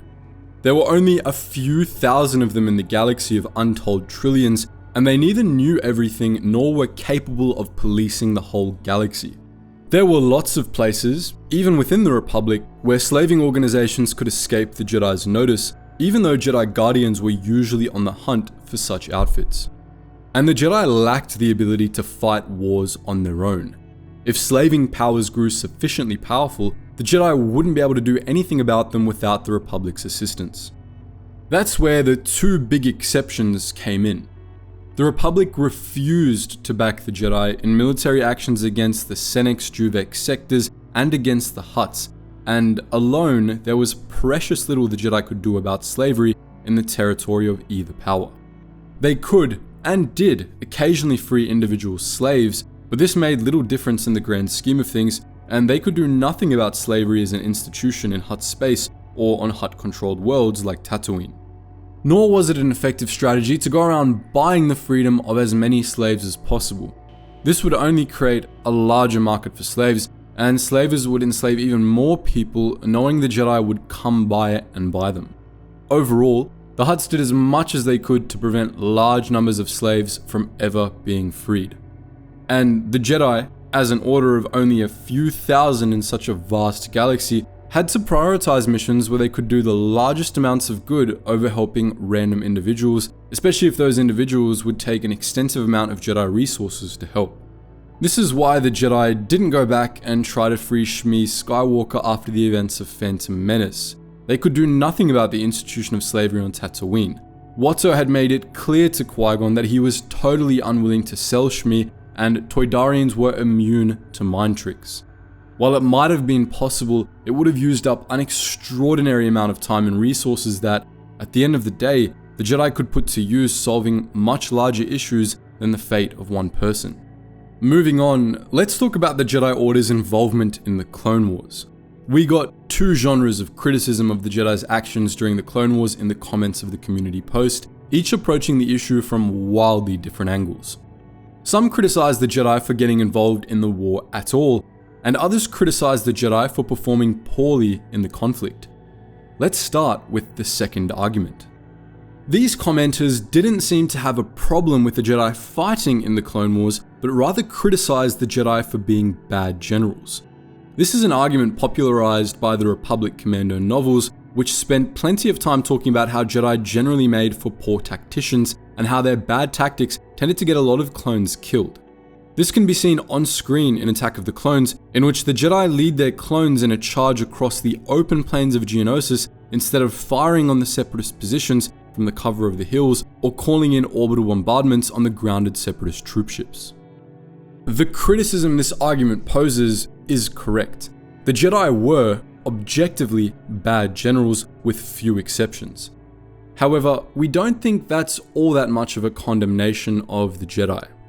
After all, the Jedi didn't become generals by choice. They took command roles in the GAR at Geonosis out of necessity because there was no one else to do the job and the clones had been trained to expect to be led into battle by Jedi. After Geonosis, Supreme Chancellor Palpatine put out an executive order essentially drafting the Jedi into the war effort so that any Jedi that refused to become a general would be prosecuted for treason. In our opinion, the Jedi can hardly be blamed for not being qualified for a job they didn't want and were forced into. The blame for the deaths of all the clones who fell on the battlefields of the Clone Wars belongs on the shoulders of Darth Sidious, who forced the Jedi into action as generals and orchestrated the whole conflict to begin with. However, this leads to the other criticism of the Jedi's involvement in the Clone Wars, which we think is much stronger. Criticism that the Jedi were involved at all. As we just mentioned, the Jedi weren't really given a choice in getting involved in the Clone Wars, but at the same time, they never showed any reluctance about fighting for the Republic in what was pretty clearly a war of conquest. They took the Republic's side in a conflict where the Republic had no moral high ground, and we believe that's worth criticism, even if the Jedi didn't really have a choice. If they had been given a choice, they probably would have fought for the Republic in some capacity, if not as generals, and that doesn't reflect on them well. Part of this ties back to the Order's close affiliation with the Republic, which again, we're going to discuss on its own later. But the Clone Wars deserves special focus. Even before the war began, before the Jedi knew the Sith were involved with the Separatists, and before they knew the Separatists had a droid army, they were on the Republic's side, resolving border disputes in the Republic's favor and fighting Separatist insurgent groups on worlds like Antar 4. During the war itself, the Jedi turned a blind eye to the fact that the Republic was essentially waging a war of conquest.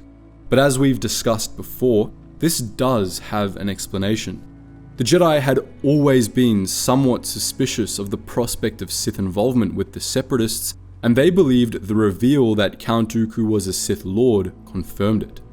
In the past, the Sith had always sought to destroy the Republic, and the Jedi believed that the new generation of Sith was going to attempt the same thing. The CIS, the Jedi believed, was essentially operating as a new Sith Empire, using the Separatist cause as a smokescreen for its true nature. This was short-sighted on the Jedi's part, but it makes the example of Jedi involvement in the Clone Wars a bit less egregious than the other examples of Republic partisanship that we'll discuss later. Before we move on from the topic of the Clone Wars, there was one additional criticism people levied at the Jedi in regards to their involvement in the conflict: that Jedi Padawans were made commanders in the Grand Army of the Republic. This argument charges that Jedi Padawans were essentially child soldiers put in positions of authority they were wildly unqualified for and made to spend their formative years fighting and dying on some of the most horrific battlefields the galaxy had ever seen. Star Wars: The Clone Wars raises this criticism with its depiction of Ahsoka, who, at 14, has to deal with a whole squad of her friends dying because of her bad tactical decisions. Star Wars Republic goes further with its depiction of the Padawan Pack, a group of orphaned Padawans that were grouped together in the hope that, in the absence of masters to learn from, they could learn from and look after each other. Republic detailed the Pack's involvement in the Battle of Jabim, in which the Padawans were killed, one by one, in a bloody 5-day last stand. Our response to this criticism is twofold. First, as we said earlier, the Padawans were drafted by the Republic. The Jedi Order wasn't responsible for using them as child soldiers, Palpatine was. Secondly, as we discussed earlier, Padawans weren't just ordinary kids. They were more skilled and educated in practical disciplines than the average adults, and were also skilled in the use of the Force, giving them superhuman capabilities.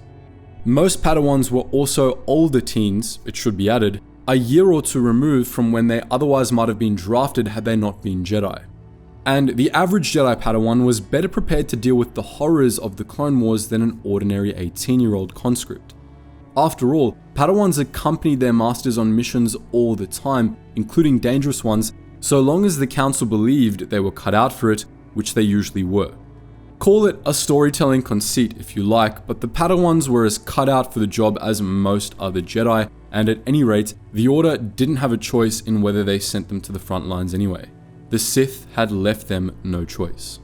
Speaking of the Sith, a few commenters criticized the Jedi for the number of Sith Lords and other Darksiders that arose from within their ranks. After all, many of the galaxy's most dangerous Sith were once Jedi, and to repeat the old rhyme we quoted earlier, the Jedi who fall are the most dangerous of all. This has prompted many, both in the fandom and in universe, to question why exactly so many Sith came from the ranks of the Jedi. It might, at first glance, seem like this is just another instance of blaming the Jedi for the Sith, but it's a legitimate question. Was it out of the Jedi's control, or was it an inherent flaw of the Jedi that caused these repeated dark side incursions? A few commenters proposed specific theories for why this was the case, such as the following. The Jedi ignored obvious problem individuals within their order and continued to train them. Exar Kun, Friedan Nad, Ponkrell, Atris, Lucian Dre, and Joris Seabalth all showed signs of being cruel, egotistical, and unstable early on, and the Jedi did nothing about it, and all of them caused serious death and destruction. The user is correct about these Jedi all showing warning signs, and we would add Dooku and Phineas to the list as other cases. Here's the thing though, sometimes what's an obvious warning sign in retrospect isn't nearly so obvious in the moment, especially when those warning signs are popping up during early training. A lot of people are cruel, egotistical, and or unstable as kids, after all, and grow out of it. That seemed to be the case with some Jedi that fell to the dark side, such as Xanatos, Dooku, and to an extent, Lucian Dre, and it was actually the case for many Jedi who showed possible warning signs as kids and grew out of it. Among them, such Jedi as Opa Rancisis and even Obi-Wan Kenobi. In general, the Jedi tended to hope that learning the ways of the Jedi would help problem initiates learn to get over themselves, as was the case for quite a few Jedi. But nonetheless, there were absolutely examples of Jedi being trained who really shouldn't have been. Exar Kun and Freedon Nad are high on that list, though, as we mentioned earlier, the Jedi recognized that their training had been a mistake and adjusted their recruitment practices to prevent recurrences. Anakin Skywalker was another Jedi who should never have been trained, which the Council recognized, only agreeing to train him reluctantly to fulfill Qui-Gon Jinn's dying wish. Many other future Dark Jedi were less obvious though. While Atris could be spiteful sometimes, she only became the bitter misanthrope seen in KOTOR 2 after she fell to the dark side, and she kept the feelings that led her down the dark path a secret. The same was true for Pong Krell and Joruus C'baoth. In other cases, such as those of Lucian Dre and Phineas, the warning signs only became obvious after the Jedi had been trained. On the whole though, we wouldn't say that all this pointed to some internal problem. After the adjustment of Jedi recruitment practices to mitigate the risks caused by training adults, fallen Jedi became a rarity, with only a handful of Jedi falling to the dark side over the course of 1,000 years. It was far from a common problem. Occasionally, on average no more than a handful of times in a generation, the Order misjudged an initiate here or there. But that's bound to happen in any sufficiently large organization, and we wouldn't say that the Jedi were ignoring obvious problems or had a running issue of poor judgment in this regard. When their judgment failed in this regard, furthermore, the Jedi were quite proactive in dealing with the issue before it got out of hand. Refer back to the aforementioned Dawn Temple, for example.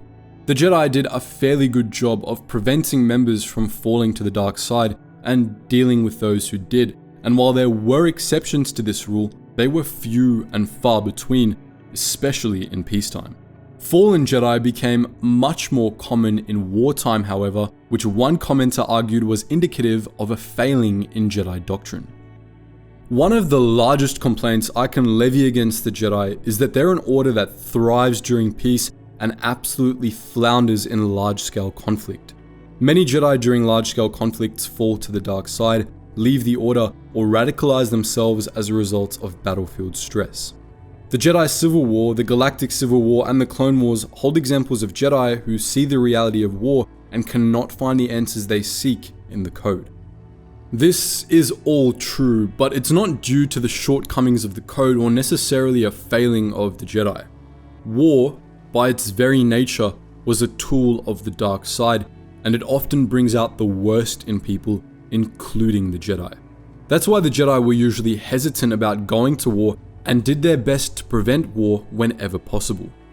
For one, because there's no value or truth in war, and preventing it is always the best move, but for another, because getting involved in war on its own subjects Jedi to the temptations of the dark side, and inevitably, some of them will break under the pressure.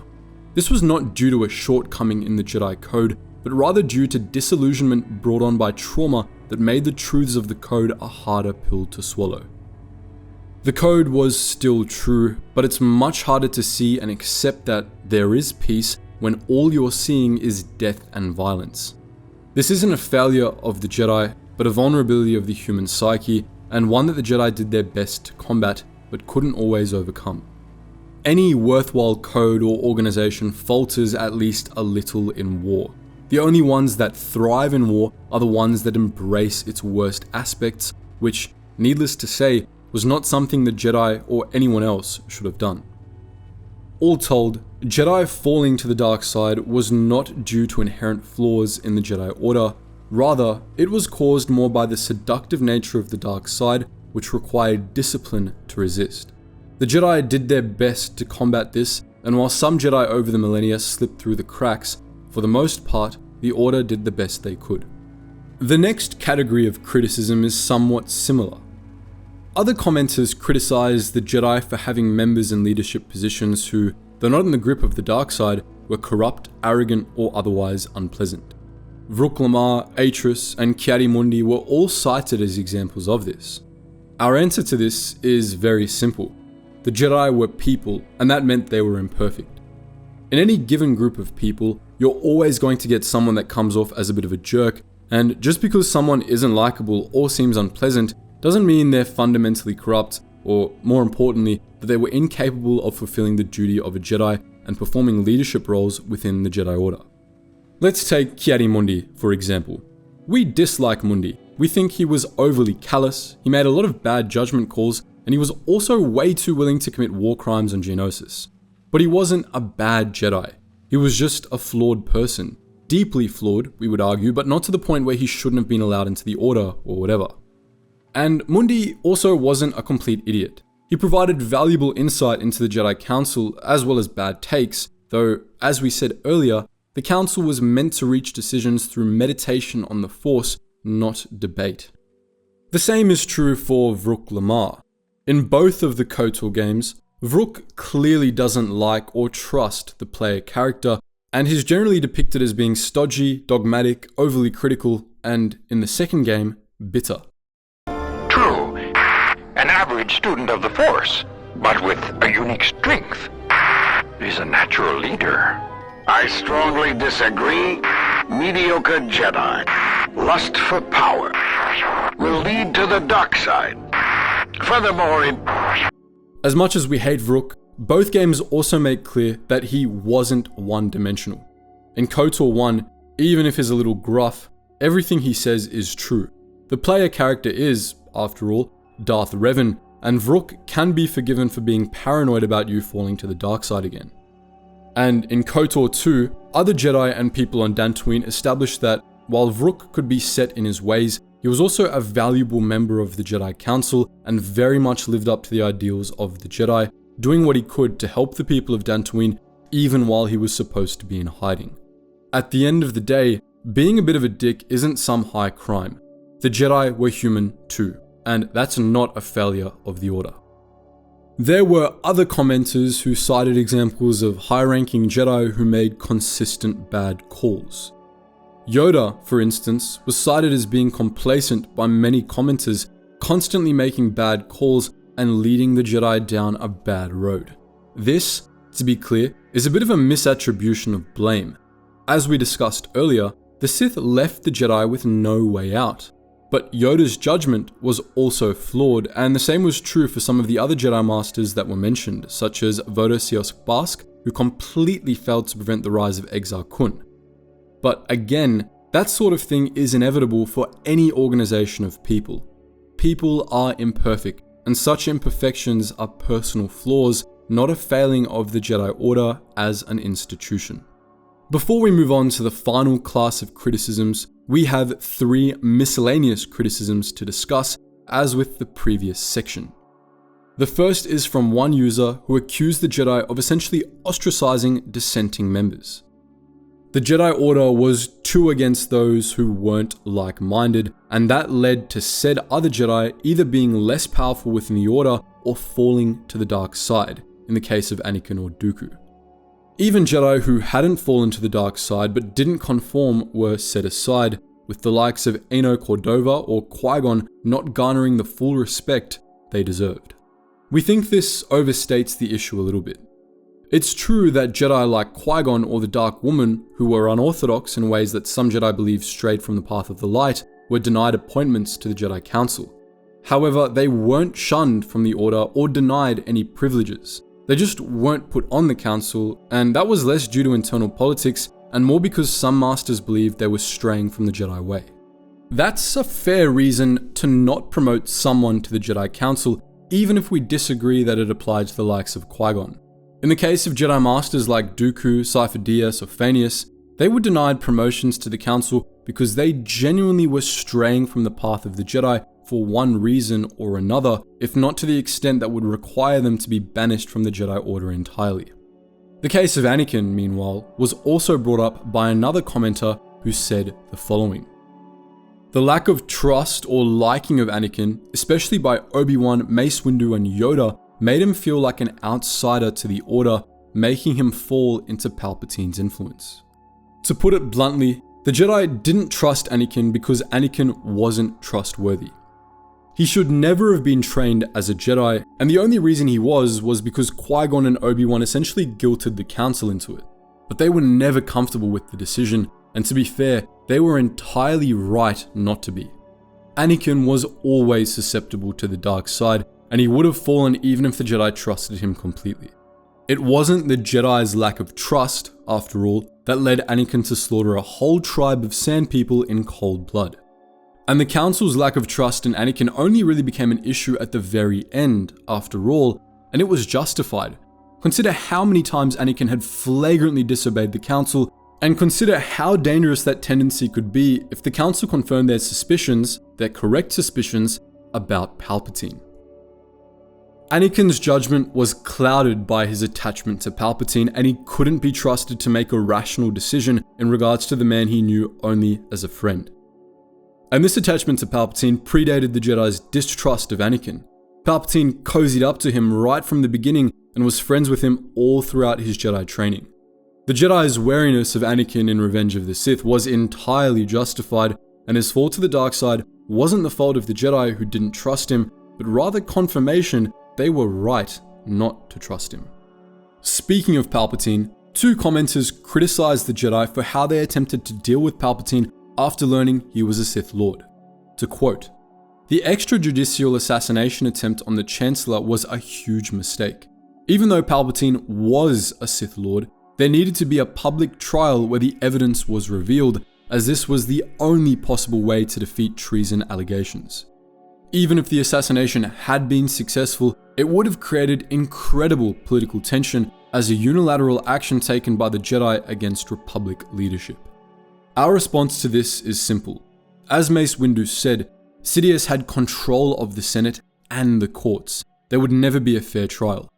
Sidious had so thoroughly entrenched himself within the structure of the Republic that there was no way to excise him without tearing the Republic apart. Assassinating Sidious was not ideal, but it was ultimately the only option the Jedi had to eliminate the source of the problem, wipe out the Sith, and deal with the fallout after the fact. As we've been saying, Sidious constructed a no-win scenario for the Jedi, and they had only a choice of evils. All things considered, we think they chose the right one. Now we'll move on to the final class of Jedi criticisms, the one we don't really have a complete answer to. We'll begin with one of the simplest ones, Jedi Arrogance. One of the most infamous failings of the Jedi was the arrogance that was a deep-rooted institutional problem within the Order. Arrogance was the eternal flaw of the Jedi. Their mastery of the Force sometimes led them to see themselves as more enlightened than everyone else, which led to mistakes, sometimes with wide-scale ramifications. This was actually something that the Jedi recognized as a flaw and tried to combat, but they were never really able to root it out. Throughout their history, many Jedi were prone to believing that they, the Order, and/or the Council were always right. Put another way, the Jedi were prone to forgetting what we mentioned in the last section, that the Jedi were people and thus imperfect. One commenter cites a particularly clear example of this from Attack of the Clones. When Kenobi tries to space Google Camino, he can't find it, and his first assumption is it just doesn't exist. It takes a kid suggesting that someone deleted its records from the Jedi archives for him to consider the possibility. To an extent, this is just a product of Jedi being human. The bit with Obi-Wan in Attack of the Clones is a phenomenon that occurs pretty regularly in the real world. But Jedi arrogance was an institutional problem, and institutional problems require institutional explanations. The consensus among commenters was that this Jedi arrogance was, by and large, the product of dogmatism. Dogmatism in general was brought up a lot in the comments as a criticism of the Jedi, and it's not hard to see why. On the one hand, if a doctrine is correct and remains evidently correct, there's no reason to change it. However, the Jedi tended to be resistant to acknowledging flaws in their doctrine or judgments. To quote a comment that laid this point out nicely, the Jedi were so entrenched in their culture and tradition that the very nature of being inquisitive of the Force, of questioning authority and seeking out oppression, faded. That lack of introspection and that willingness to toe the party line meant they had lost the war long before it started. We would say that this is the source of the Jedi Order's arrogance, and it's a genuine problem that the Order failed to address. As we said earlier, Darth Sidious successfully trapped the Jedi in a no-win situation, but the Jedi's inflexibility certainly didn't help them any, and it gave them a sense of being perpetually right, which led to bad decisions. As we've hopefully made clear by now, the Jedi were generally right about a lot of things. Their teachings on the nature of the Force were objectively correct, and their ideology is the one Star Wars is built to champion. But they were still human, and their dogmatism led them to forget this. A side effect of this, if an equally dangerous phenomenon, was complacency. As several commenters pointed out, the Jedi grew complacent toward the end. They were too quick to accept the way things were, too quick to overlook the flaws in the Republic, and far too resistant to change. They failed to question their situation even as the Sith trap closed around them. To quote one comment, "After the end of the Brotherhood of Darkness and during the following millennium, the Jedi grew in their arrogance. They believed themselves to be untouchable to a certain degree now that the Sith were supposedly gone. When they were confronted with the possibility that the Sith had returned and were told by a respected member of the Jedi who faced that Sith in direct combat, big parts of the Council were almost offended because they don't even see the possibility that the Sith would be able to go unnoticed until now. The leadership grew complacent with the status quo and was too afraid to act against it. Signs that may be reaching in some cases were ignored, and the most obvious ones were declared as lies. This sums it up pretty well. Even if it wouldn't have changed anything in the long run had the Jedi noticed the signs, they still failed to do so, and there was no excuse for that. With that said, the extent of Jedi arrogance is sometimes exaggerated, especially in universe, and that exaggeration was due to a related issue the Jedi had, a general lack of transparency. As several commenters pointed this out, the Jedi loved their secrets. They had atrocious PR skills, which left the vast majority of people in the galaxy ill-informed of the reasons behind the decisions the Jedi made, the way the Order worked, and even the basic fundamentals of Jedi ideology. The Jedi Order completely lacked transparency, and it seemed completely uninterested in changing that. As one commenter said, the Jedi seemed to believe that non-Force users wouldn't understand anything Jedi-related, and so they didn't bother to communicate with the outside galaxy. This played right into the hands of anti-Jedi propagandists, leading to the spread of anti-Jedi sentiment and general distrust of the Order. Jedi secrecy was suspicious, and while there was nothing nefarious going on behind the scenes, the Jedi couldn't have done a worse job of making that clear if they tried. The Jedi's relationship with the public made them look mysterious, secretive, and arrogant, and it did so needlessly. The Jedi also lacked internal transparency. They kept secrets from their own as well as outsiders, and the debates of the Jedi Council, when they occurred, were generally kept secret from other Jedi. In some cases, this was justified, such as keeping Anakin in the dark during Revenge of the Sith, but at other times, it just created a culture of distrust that needlessly weakened the Order. We would argue that this general lack of transparency was probably worse than the arrogance, dogmatism, and complacency, and it did damage to the Order's reputation for literally no good reason. All of these flaws were genuine institutional issues with the Jedi Order.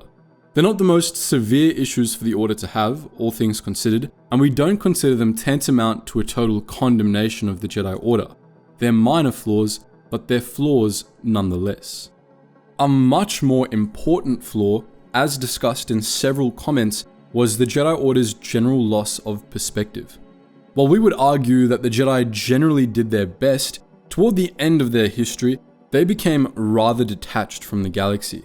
They continued to help people, but the Order as a whole had sort of become numb to the suffering of the galaxy, with many Jedi helping people as a matter of course rather than out of genuine compassion. To quote one comment, in Heir to the Empire, one of the last things Obi-Wan's ghost teaches Luke is that he can't let his concern for the galaxy overrule his concern for the individual. Anakin complains in episode 1 that the problem of the galaxy is that no one helps each other. I think a failing of the Order post-Ruusan Reformation to the end of the Clone Wars is that they became so concerned with galactic affairs that they overlooked the trees in favor of the forest. They were trying to work from the top down instead of helping individuals to thereby help the galaxy. On the whole, this is true. There were, of course, Jedi who maintained their compassion, such as Qui-Gon Jinn, but the Order as a whole became somewhat uncaring and overly focused on protecting the Republic as opposed to protecting its people. Once the Jedi decided that the most effective way to help the galaxy was to protect and stabilize the galaxy, they lost sight of all else, and that's a major failing in our opinion.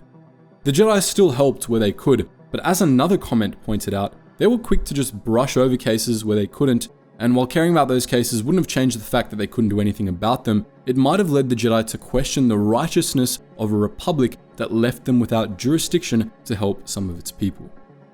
This loss of perspective manifested in the Order's performance during the Clone Wars, in which even esteemed Jedi were responsible for war crimes.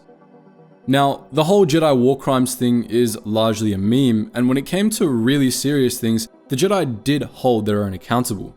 Depa Billaba, for example, was due to be put on trial for crimes against civilization she committed in the Battle of Harun Kal if she ever awoke from her coma, which she ultimately did not. But the Jedi still did some shady stuff during the Clone Wars, such as authorizing the use of flamethrowers against enemy combatants on Geonosis and using underhanded tactics that we would consider criminal, such as false surrenders. We wouldn't say it shows that the Order as a whole had become fundamentally corrupt, and the conditions of war are the conditions of war, but it certainly doesn't reflect very well on them. One commenter raised the specific example from canon of the Jedi Council ordering the assassination of Count Dooku, which, while definitely justified, definitely displays a loss of perspective and integrity on the Council's part. Since we're mostly discussing legends here though, it should be noted that this loss of integrity wasn't consistent. In Legends, the Council shot down an assassination plot against General Grievous for those very reasons and actually exiled a few Jedi who decided to attempt the assassination anyway. But in general, the Jedi Order lost perspective toward the end of its history, and it's not hard to see the reason why. With that, it's time for us to finally address the elephant in the room: the Republic. By far, the strongest criticism of the Jedi Order, in our opinion, is that they became too attached to the Republic, which led them to ignoring or even contributing to injustices perpetrated by the Republic. The Republic, as we've discussed many times in the past, was a corrupt and exploitative government that not only allowed injustice to thrive within its borders, but directly contributed to it through its exploitation of the galactic fringe. And by supporting the Republic, the Jedi shared responsibility for these injustices. More than 50 commenters on the original community post raised this point, most of them making arguments more or less along the same lines as the following comment. The Jedi Order's biggest issue was the lack of being able to adapt or act independently from the Republic. By the end of the Clone Wars, the Council was more focused on politics, seeing themselves as the defenders of peace instead of keepers of the peace, despite how, like many characters have said, Jedi aren't supposed to be warriors. By the time of the films, the Jedi Order had become so intertwined with the Republic that they were legally considered part of the judicial forces and had to answer to the Senate, which greatly limited their ability to act against the Republic when it perpetrated injustices. They had gone from being defenders of the people of the galaxy to defenders of the Republic specifically, and they had grown accustomed to overlooking the Republic's many injustices. The Jedi had become attached to the Republic, and like all attachments, this one led them astray. But why was this? A few commenters assumed it was purely for power's sake, but that's untrue. The real answer is detailed by the following passage from the Revenge of the Sith novelization. Because Mace, too, has an attachment. Mace has a secret love. Mace Windu loves the Republic. Many of his students quote him to students of their own. Jedi do not fight for peace. That's only a slogan, and is as misleading as slogans always are. Jedi fight for civilization, because only civilization creates peace. For Mace Windu, For all his life, for all the lives of 1,000 years of Jedi before him, true civilization has had only one true name: the Republic. Now, this passage isn't talking about the civilization in the euphemistic, specious sense that the Empire often used the word in, but in a much more abstract sense. Civilization here is just organized, cooperative society of any sort, in contrast to despotic or otherwise unstable societies. That's all well and good. What's not is the unwillingness to see any other form of civilization other than the Republic, which, for the record, still had some despotic tendencies. Now, in fairness to the Jedi, the Republic was better than pretty much all the major alternatives to it that had sprung up throughout history. The Republic seemed practically a utopia when compared to the likes of the Hutts, the Tinies, Pirate Kingdoms, the Mandalorians, and especially the Sith Empires. The Confederacy of Independent Systems might have been a worthwhile alternative had it not been controlled by the Sith and by corporations, but that wasn't the case, so the CIS was, at best, just as bad as the Republic on the whole. But just because a better alternative never came about doesn't mean that it wasn't possible to make a better alternative to the Republic, and it didn't make the evils of the Republic any less evil. Lesser evil, after all, is still evil, and consistently choosing the lesser evil will eventually lead you into the arms of the greater evil anyway, as it did for the Republic. The Jedi ended up in a mentality of, it's not perfect, but it's the best we have in regards to the Republic, and it prevented the Jedi from seeing the fact that it was entirely possible to build something better than the Republic, and that they had gotten in the way of doing so. But the Jedi didn't start out with this mentality. Rather, the Order's attachment to the Republic was something that evolved over time. The Jedi established relations with the Republic very early in its history, in around 25,000 BBY. At that time, the Republic's territory was limited to the core worlds, and it was a largely peaceful and democratic federation with none of the problems it would later develop. The Jedi at the time were based on Ossus in the Outer Rim on the borders of the Tyon cluster. Their local slice of the galaxy had been ravaged for years by petty squabbles between the despotic Tynese kingdoms and their conflicts with the even more monstrous Hutt Empire. The contrast between these societies and the Republic was stark, and it altered the Jedi Order's view of the galaxy. They saw in the Republic the potential for a more harmonious galactic civilization that would be free of the horrors that reigned in Tynese and Hutt territory. The Republic was a beacon of cooperation, sentient rights, and democracy in a galaxy that otherwise seemed to have been lost to the dark side. So the Jedi established peaceful relations with the Republic, and then some. They committed themselves to the Republic's defense. They were familiar with the danger the warlike Hutts and Tynese posed to the largely peaceful Republic, which didn't even have a military at that point in time, and so they committed themselves to protecting it against such threats. Under Jedi protection, the Republic thrived and grew, eventually becoming the dominant power in the galaxy, as the Jedi had hoped it would. With the help of the Jedi, the Republic was able to fend off threats it faced early on, defeating the Tynese kingdoms in an early war and staving off raids from the Hutt Empire, which eventually collapsed on its own. But the Republic began to display a darker side during this early period as well.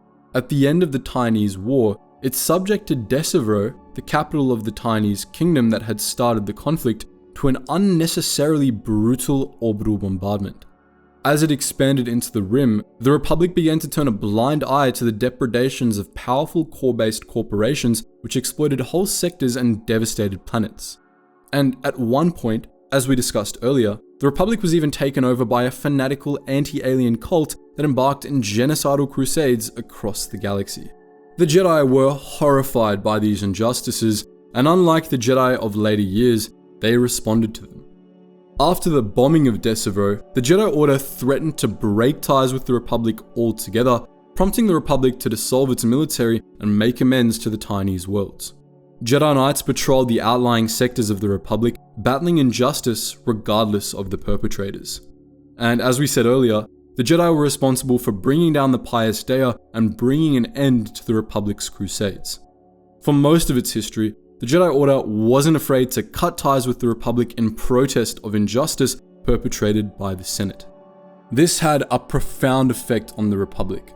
Whenever the Jedi threatened to break ties, the Republic always caved, and when the Jedi had criticisms of Republic policy, the Senate usually listened.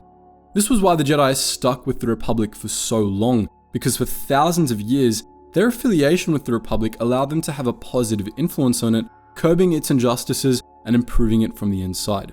But in the Republic's later millennia, that slowly began to change, primarily for two reasons. The first reason was the Sith Wars.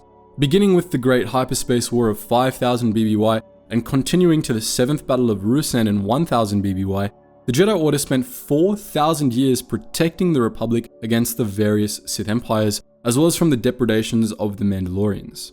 These threats were far worse than anything the Republic had ever faced before, and on several occasions, they drove the Republic to the brink of collapse. The Jedi had to fight hard to protect the Republic from these threats, and as they did so, their attachment to the Republic grew. Every time the Sith arose, they were determined to crush the Republic so they could rule the galaxy, and so the Jedi became accustomed to that dynamic. Neither the Jedi nor the Republic would have stood a chance against the Sith without each other, so the Jedi saw it as essential that they preserve the Republic for use as a bulwark against the Sith. In the process, they began to overlook the injustices of the Republic more and more, as the Republic's crimes seemed to be increasingly lesser evils in the face of the abominable crimes of the Sith. And what's more, challenging the Republic about its systemic abuses would, the Jedi believed, weaken it, leaving it more vulnerable to the Sith.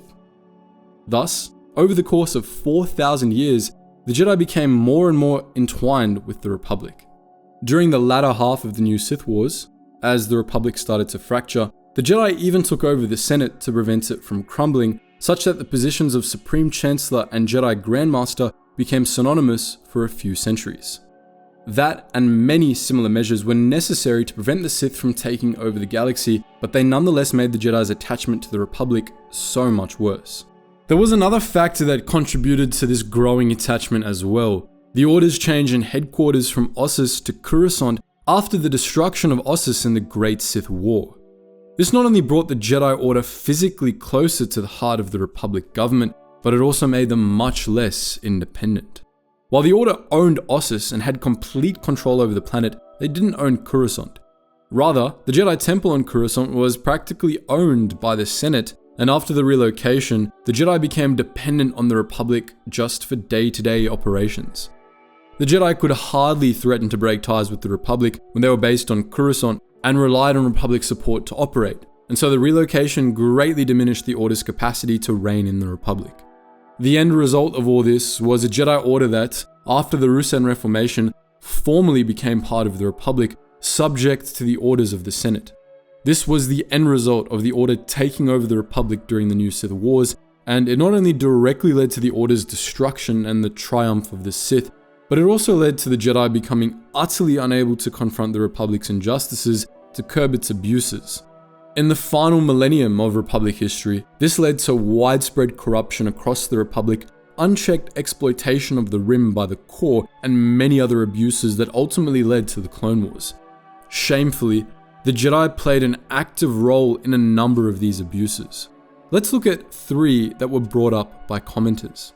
First is the Mandalorian excision of 738 BBY. This conflict arose when the Mandalorians began to build up their military forces, which they used to pressure neighboring sectors into accepting protection agreements and trade deals. The Senate and the Jedi Order believed that this quasi-imperialism was the prelude to a new round of Mandalorian wars, and the Senate decided to carry out a preemptive assault on Mandalorian space to nip the threat in the bud.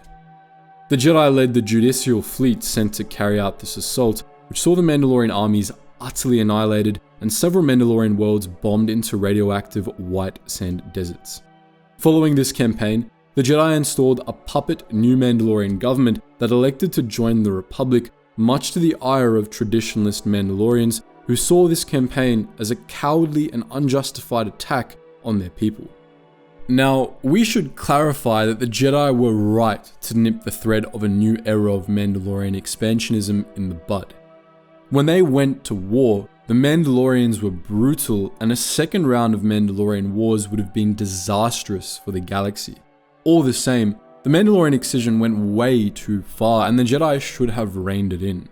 The destruction of the Mandalorian Wars was disproportionate at the very least, and neither the Jedi nor anyone else had the right to install puppet governments anywhere, even in Mandalorian space. Our second example is a fairly obscure one, the Arcanian Revolution of 50 BBY. The Arcanians, for those unaware, were a species renowned for their mad scientists whose wildly unethical experiments were generally ignored by the Republic, since Arcania was a long-standing member. But in the Republic's final century, a growing minority of Arcanian scientists objected to the horrific experiments the Arcanian establishment was carrying out on other sentient beings, and they formed a faction called the Arcanian Renegades, who attempted to carry out a coup against the ruling Arcanian Dominion. In the resultant conflict, the Renegades ultimately became as cruel as the Dominion itself, creating monstrous cyborg soldiers called Assimilators that repaired themselves with body parts from other sentient beings. The Jedi Order ultimately intervened in the Arcanian Revolution on the side of the Arcanian Dominion, leading to a victory for the reigning government. This brought an end to the creation of the Assimilators and the other atrocities the Renegades were responsible for, but it did nothing to stop the abuses of the Arcanian Dominion. The Jedi utterly failed in their duty to rein in the Dominion, and had they been willing to do so earlier, the Arcanian Revolution might have been prevented entirely. It's our last example, however, that we think is the most damning: how the Jedi resolved the Huck War.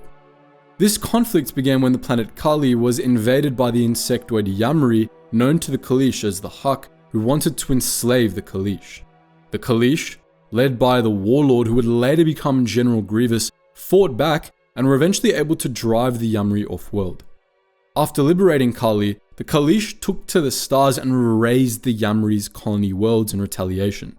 In response, the Yamri appealed to the Senate for aid, and the Senate sent the Jedi in to disarm the Kaleesh and stop their conquest of the Huck worlds. To quote the novel Labyrinth of Evil, in what passed for negotiations, 50 Jedi Knights and Masters ready to loose their lightsabers on General Grievous and his army. The Kaleesh were made to appear the aggressors. The reason was plain. Where Kali had little to offer in the way of trade, the Huck worlds were rich in ore and other resources lusted after by the Trade Federation and others.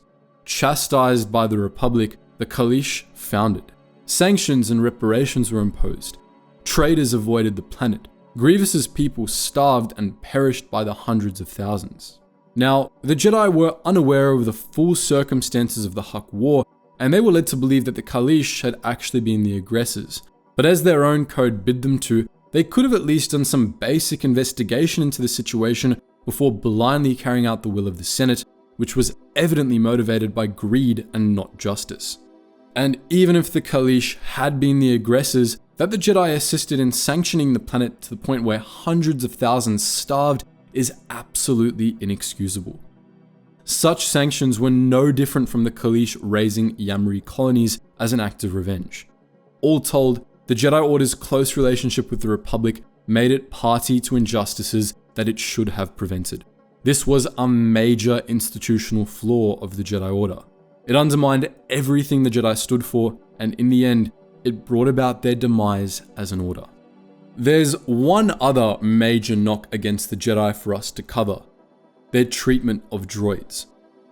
Droids, as we've discussed in the past, were sentient beings in their own right, and their role in the galaxy was nothing short of slavery. The Jedi, however, did nothing to help droids secure a better place for themselves in the galaxy. In fact, the Order was responsible for crushing the Great Droid Revolution, and Jedi doctrine was adamant in the belief that droids weren't living things, since the Force didn't flow through them.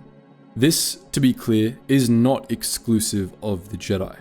Virtually every organic being in the entire galaxy shared this sin, but several commenters nonetheless consider the Jedi's indifference to the conditions of droids a major failing on their part, and we wholeheartedly agree. To quote one comment, "Why would the Jedi seem to resent droids so much? Their excuse would be since droids aren't alive in a traditional sense, and the Force doesn't flow through them as a result, therefore they are not worthy of a Jedi's respect, as would be given to any living being. If the Jedi truly profess to be servants of the Force and respect all life in the universe and wish to defend and protect it, then they should also respect droids as well. For all the good droids do for other beings in the galaxy, including those very Jedi who despise them so much, even if those droids don't have any midichlorians flowing through them. All of this ties into something that a few others brought up, which was the Jedi Order's general attitude toward technology. Though the Jedi made use of many forms of advanced technology, including droids, and taught their students a wide variety of practical skills, they were often dismissive of the capability of technology. To some extent, this was justified. As Darth Vader said, no technological terror was a match for the power of the Force. But at times, some Jedi got into the mindset of seeing technology as something divorced from the Force, and thus a less worthy pursuit. This played a role in what you might call the Jedi Order's bigotry toward droids. Jedi doctrine considered droids to be an imitation of sentient life rather than sentient life itself, and some Jedi disliked droids as a result of this. A little known example of the Jedi's biases against droids is the case of the Iron Knights. These unusual beings were members of a species from the planet Orax known as the Shards, living crystals that, though they defied most rules of biology, were alive and sentient. Shards also had the unique ability to enter into symbiotic relationships with droids, integrating themselves into the droid's circuitry until the two beings became one. The Shard's personality merged with the droid's personality, forming one hybrid entity. All of this was strange enough, but the Shard trait that got the Jedi involved was even stranger still. Some Shards were Force sensitive. In the final century of the Republic, several Force sensitive Shards, all of them splitlings from the same parent, requested Jedi training from the unorthodox Jedi Master Akinos. Without consulting the Jedi Council, Akinos agreed, and he spent over a decade training the Shards on the frigid planet Dweem, teaching them to use the Force. His pupils even built their own lightsabers, using the remains of their ancestors as focusing crystals. These Jedi droids became known as the Iron Knights, and they assisted the Jedi Order in putting down the Arcanian Revolution. After the Arcanian Revolution, however, Master Akinos was called before the High Council. Though the Iron Knight's connection to the Force was evident, many Jedi Masters were unwilling to accept the idea of a Force-sensitive droid or even a living crystal. They excommunicated Akinos and his apprentices for heresy, and the Iron Knights sat out the rest of the Republic era in exile on Dweem, though a few did fight in the Clone Wars, with one falling to General Grievous in the Battle of Dagobah. Many decades later, Luke Skywalker made amends by accepting the Iron Knights into the new Jedi Order, but the original Jedi Order remained unrepentant of its dismissal of the Iron Knights. All of that is to say that the Jedi Order's dismissal of droids was yet another tragic example of meatbag cringe, and it's another blow to their credibility as an order. That just about wraps it up, but before we deliver our verdict, there's two more skeletons in the Jedi Order's closet for us to address. The first is something we've talked about many times before, the Jedi Order's refusal to get involved in the Mandalorian Wars. When the Mandalorian Neo-Crusaders invaded the Republic military crumbled and the Senate petitioned the Jedi Council for help. But even as the Outer Rim burned and millions of Republic soldiers fell to the ruthless invaders, even as the Mandalorians depopulated entire planets and pushed into the core worlds themselves, the Jedi Council refused to get involved. They did so because they believed there was something darker behind the Mandalorian threat and that going to war would play into its plan somehow. They were right, of course. The Mandalorians had been driven to war by the true Sith, but the Council's refusal to fight made things so much worse. Two Jedi Knights, Revan and Malak, gathered an army of young Jedi and went out to fight anyway, and by the time the war was over, they had fallen to the dark side and become a new generation of Sith, something that could have been prevented if the Order went to war as a whole and provided its students with proper support. And regardless, that the Jedi Order was willing to let the Mandalorians continue their rampage across the galaxy is beyond inexcusable. And finally, we come to the very last criticism of the Jedi Order we'll be addressing today. Criticism of the Jedi drafting children to fight in the battles of Ruusan. This is a particularly dark chapter of Jedi history, but it's true. During the final stages of the new Sith Wars, the Republic ceased to exist across much of the galaxy, and some Jedi filled the void by becoming Jedi Lords, assuming direct rule of sectors. The resultant Jedi kingdoms were quasi-feudal, and though they played an essential role in stopping the Sith, they were responsible for some pretty sketchy things, among which was the drafting of Force-sensitive children to fight on the battlefields of Ruusan. Many of these children died or were forever scarred by their experiences, and one of them went on to become Darth Xanar, apprentice to Darth Bane. Of course, it should be pointed out that only select Jedi Lords drafted children. The Jedi Order as a whole did not, and the Council was actually against the existence of the Jedi Lords altogether. Still, it's not a good thing for the Jedi to have done. And now it's time for the verdict. How severe were the crimes of the Jedi Order? Was the Order as a whole worthwhile, or had the Order outlived its usefulness at the time of its destruction? As we've hopefully made clear, we believe that, by and large, much of the common accusations leveled against the Jedi Order were misguided, and that the Jedi weren't nearly as bad as many Star Wars fans seem to believe they were. All the same, the Jedi had definite flaws, and their history was marred by several significant crimes. By far the worst of these was the Order's inability to keep the Republic in check or break away from its influence toward the end of its history. A close second was its biases against droids and unwillingness to help droids escape the slavery they were built for. There were other evils in the history of the Order too, as well as institutional flaws that diminished the Jedi's ability to combat injustice. But we don't think that those things alone are enough to condemn the Jedi Order. For each crime of the Jedi Order, there were 1,000 victories against injustice and 1 billion innocents saved. And for all the Jedi could be arrogant and dogmatic, for all they had lost perspective toward the end, their ideology was nonetheless fundamentally right, and their teachings were full of wisdom, even in the Order's dying days.